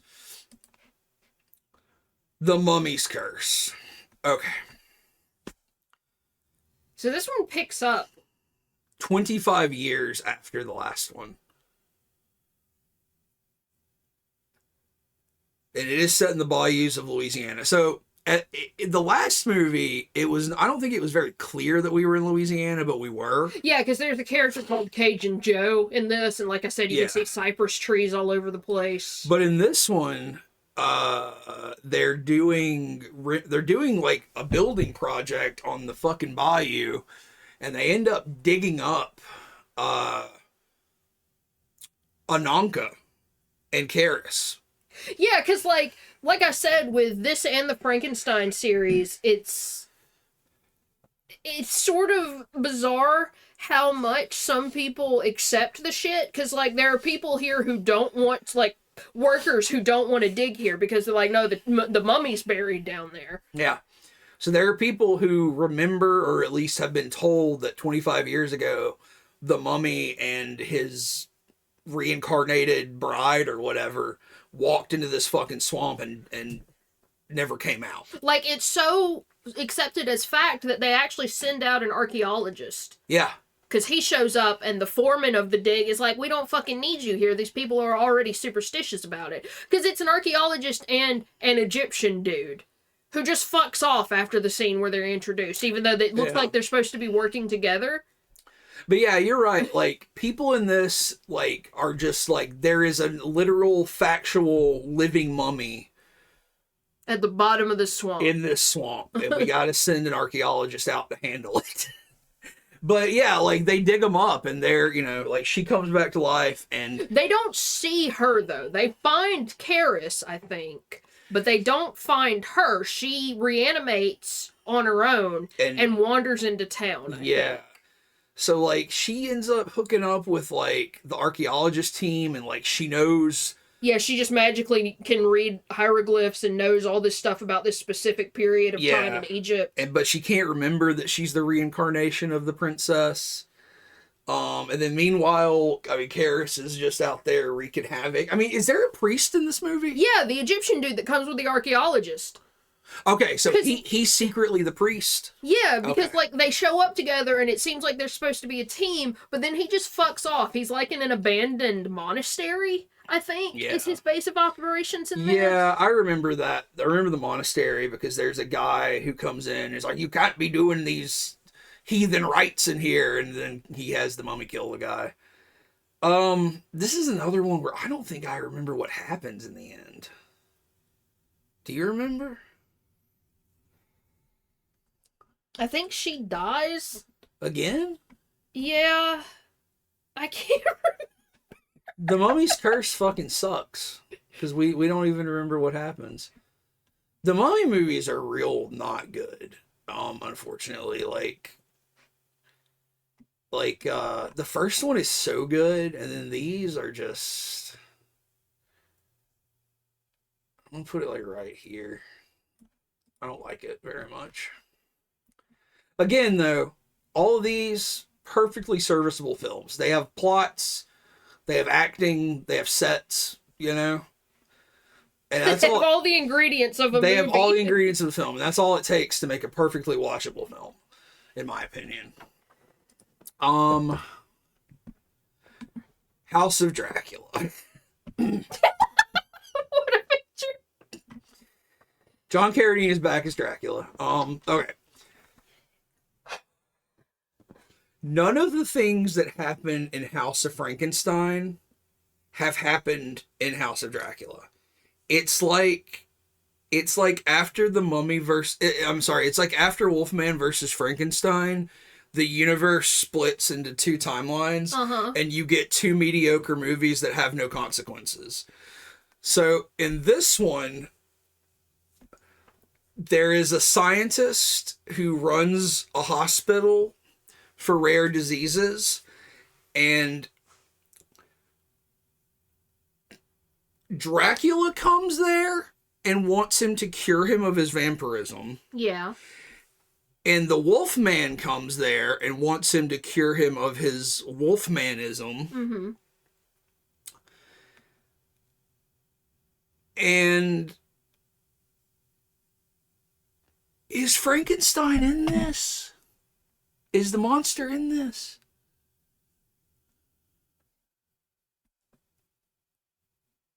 Yeah. Glenn Strange, who played Frankenstein, who played the monster in the last in House of Frankenstein, he's back in this one. I can't remember how he comes in too. I remember what happens with him after. I think he's laying down taking a nap through this one as well. Yeah, he just kind of lays there asleep through most of this movie. But the thing in this one, though, is it's weird because there's also a hunchback in this one. So it's the same group of characters, but they're slightly different. So the mad scientist is the guy running the hospital. Instead of Daniel, the hunchback. I think it's the lady who played the Romani woman. It is. Okay. It is. So instead of Daniel, the hunchback from House of Frankenstein, in this one, is it this lady? It's Nina. Yeah. Jane Addams plays Nina, who is a hunchback. So that's kind of interesting that you get like a female character who is quote unquote a monster character in this, because the hunchback is considered a monster in these movies. But she's one of the assistants. So the whole thing is they're trying to help Dracula. They're trying to help the Wolfman. They're trying to help her, just like the doctor in the previous one said he would help that hunchback. The main thing I remember about this movie, there's two things I remember. One is Dracula wants to be cured of his vampirism, but also he's still very horny and he can't stop entrancing women. Yeah, I don't feel like he actually wanted to be cured, but there's just not a lot of subtlety to acting in a lot of these. So it doesn't make sense, because he comes in, he's like, I want you to cure me, but he doesn't have the like self-hatred that the Wolfman has. Like Lawrence Talbot is always like, I don't want to kill again, I don't want to become the wolf again, but Dracula's just kind of like, hey, it'd be kind of cool not to be Dracula anymore, I guess. But he starts seducing the other assistant, Melissa, and like the doctor knows that this is what Dracula does. So, like, he catches him doing this, and he's like, okay, well, we've been doing blood transfusions to cure you. We're going to do another one right now, and it should fix you. So he does the blood transfusion with Dracula, but Dracula gets up and switches it and puts some of his Dracula blood in the guy. In the doctor. And it makes him turn into, like, Jekyll and Hyde. Yeah. The other thing is, to cure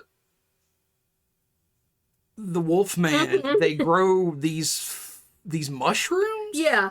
They're like, okay, they say...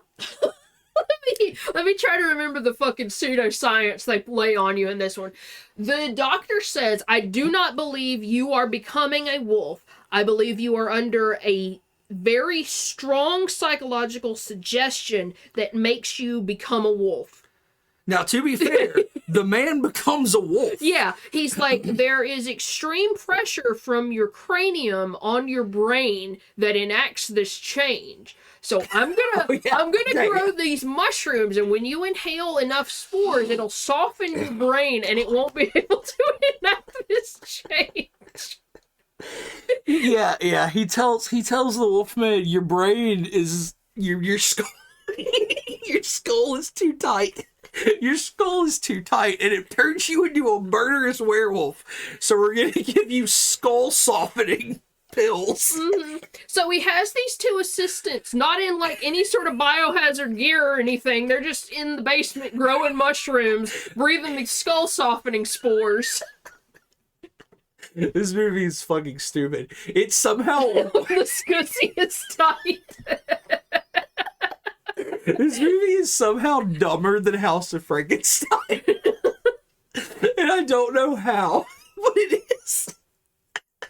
But the fucking skull softening spores. And I don't, like, the doctor wants to cure Nina as well. Like, that's one of his big things, is he wants to get the science right. I don't remember what his plan is Is he gonna give He's gonna hump disappearing spores? He's gonna soften that hump up. I don't know. But the thing is the Dracula blood gets in him, and he starts being evil at night. Yeah, he becomes obsessed with the idea of reanimating the Frankenstein monster. I don't remember how they find the Frankenstein monster, but they have the Frankenstein monster, and he's like. Because he wants to do it before he gets the Dracula blood in him. But Nina's like, it's driven so many men to badness, you shouldn't do it. And he's like, yeah, you're right. And he shuts all the machinery down and goes back to trying to cure the Wolfman. And then after he gets the Dracula blood in him, he's like, okay, I want to reanimate Frankenstein. So at night he's going down there and working on that, and he's sneaking off into town to kill people. We don't have time for all this. Okay, but I have to say the point. He's like, I'm changing, so I have to fix Nina. Okay. But at the end, he throws her into a fucking pit. He does throw her into a pit. You remember way too much of this plot. I don't remember that's anything. Just the part that was like, okay, fuck this lady, actually. He does throw her into a pit. Oh, we gotta start rushing. Night, Jen. Oh my god. Okay. Revenge of the Creature. It's the same movie again. It's the same movie. Except they bring him to Florida. It's really not the same movie, because they actually catch the creature in this movie, and they bring him to Florida. Which would piss anyone off. But they don't really bring him to like any kind of like research facility. They bring him to like a zoo. Yeah, they bring him to like SeaWorld. Yeah. And like it's this like dangerous, murderous, rare creature. And they just put it in a random tank with a bunch of random fish that aren't even from the area of the Amazon it's from. And, like, people are, like, gawking at it and shit. And, of course, it breaks out and wreaks havoc. And kidnaps another woman. It kidnaps another lady for who knows what reason. And then it disappears into the ocean. Then it fucks off. Yeah, like, they capture it. And that's why Florida's full of gillmen now. And they electrocute it. Yeah, they have the fucking cattle prod that they're using to teach it to learn commands. They're trying to, like, teach it, like, commands. So they're, like... They put food in front of it. First of all, I don't get this part, because they put it in that tank with all those exotic fish. Mm-hmm. It's got fish swimming around with it everywhere. But it won't eat those fish. They give it a dead fish, and that's what it wants to eat. Doesn't make any fucking sense. But they put the fish out there, and it's like, ooh, I'm gonna go eat that fish. And then they get a bullhorn, and they're like, stop, and they electrocute it. So it's supposed to like teach it that stop means you don't do what you're doing, or it's so dumb. But it just pisses it off, and eventually it breaks out and it starts killing people and stealing ladies. And then, it gets in the ocean and it fucks off. And apparently it goes back to the Amazon, because in the next movie, it's in the Amazon again. Is it? Yeah. In the next one, they're back on the boat. The original boat. Well, look at that one's... maybe you're right. I feel like I thought they were saying, we're looking for it somewhere off the coast of Florida, but maybe I'm misremembering. I don't know. I think they were back in the Amazon. Because in this one, they go and they catch it, and they keep it out of the water on their boat for so long that it turns into this. No, they burn it. They set it on fire. Yeah. And it burns away the scales. But, like, the thing is they're like, okay, we burned it and we kept it out of the water, so it's developed. It's rapidly evolved. They also gave it a tracheotomy. They did that as well. It's, like, rapidly evolved and become more man-like. So it's this big, bulky, like, more man than Gill Man kind of thing. Mm-hmm. And they take it to, like, a Texas ranch. I almost. think it's California. Okay. But it's a ranch, and they put it in Yeah. like a big cattle pen. And With sheep. Like, he doesn't even get his own area. He's in a sheep pen. yeah. And there's this doctor who's getting cucked by his wife. He's not, though. That's the whole plot. And like there's this doctor and like his wife, and he's an asshole, and she's like flirting with other dudes, and he's all mad about it, so he ends up killing one of them, and then the creature, I don't know, it's so stupid. These movies are bad. Well, would you is there anything about either one of them that you like? I like the Gill Man. He deserves better. He deserves better. The Gill Man deserved better.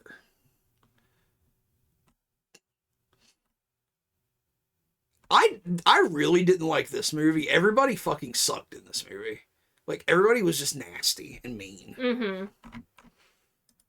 I will give Revenge of the Creature credit because the female lead is a scientist. Like, That's she's true. there working with the other scientists to study the Gill Man. Yeah. And she even has a line that, I don't know if I want to have kids at any point. Yeah. Like, she actually has, like, a character. And like she's like, I don't know if I want kids or a career. Like, I would put Revenge, like, right here by House of Dracula. Because it's, like, not good, but it's watchable. Uh-huh. But then I would definitely tuck Creature Walks Among Us down here on the lower end. This is not very good. Then Phantom of the Opera. This is a good one. Oh yeah, I really dug this one. This is a classic. Which, like, I think everybody pretty much knows the plot to Phantom of the Opera. It's, in this one at least, it's a violinist who is fired from the opera, and he has an obsession. He's an older guy, Yeah. and he has an obsession with an opera singer, and he's like secretly paying for her lessons and stuff. But he has written her a a concerto, and he goes and he tries to sell it, but the people at the publishing house won't look at it, and he gets all mad and fights the guy because he thinks they're trying to steal. He thinks that they're trying to steal his work. Yeah. And the guy is working on like some acid etchings, and he ends up getting acid thrown in his face, and he gets all burned up. He's kind of like the Joker if the Joker was obsessed with opera. He's kind of like the Joker. You're right. But anyway, he flees under the opera house to the sewers, and he lives down there, and he starts basically terrorizing the opera house to put the lady he's obsessed with in a leading role. Mm-hmm.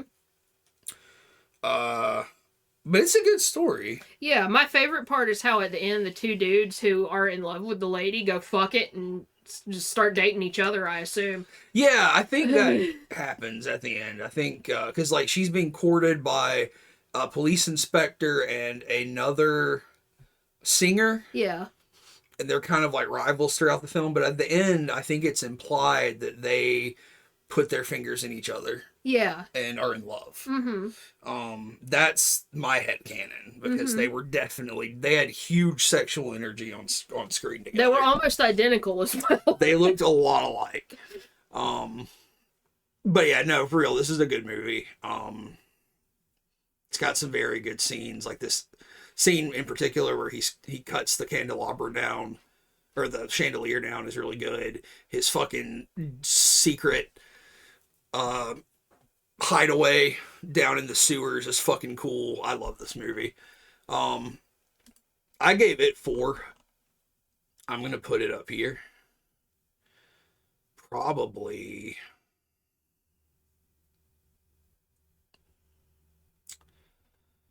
like right here. What do you think? Yeah, it looks good. Oh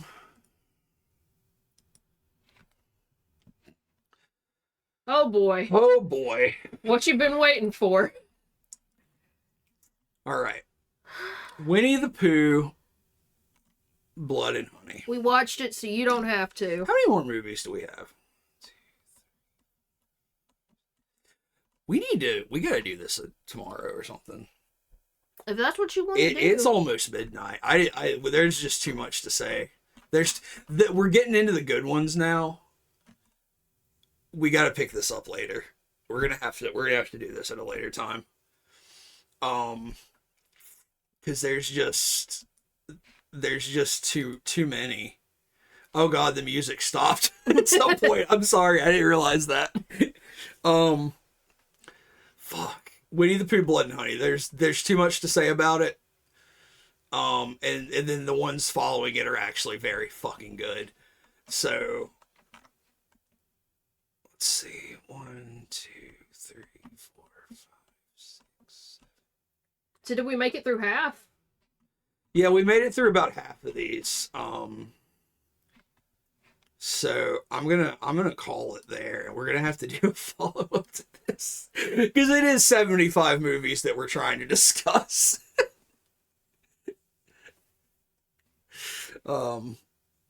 Yeah, sorry, Starspawn. Have we watched 30 Coins? No, I don't know what that is. Okay. First of all, Channel 309, isn't that what Jen was talking about? Yeah, it looks like it's what the fuck similar to the guinea pig stuff, so it's like...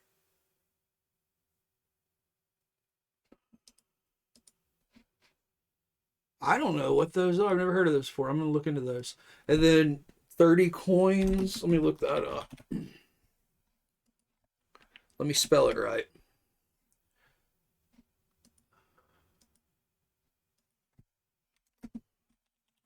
$30 Oh, this is a series. 30 Coins.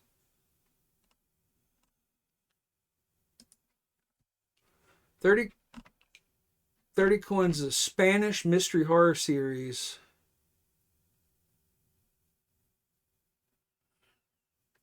An exorcist who the church exiles to a remote village in Spain. Is this good? It sounds cool.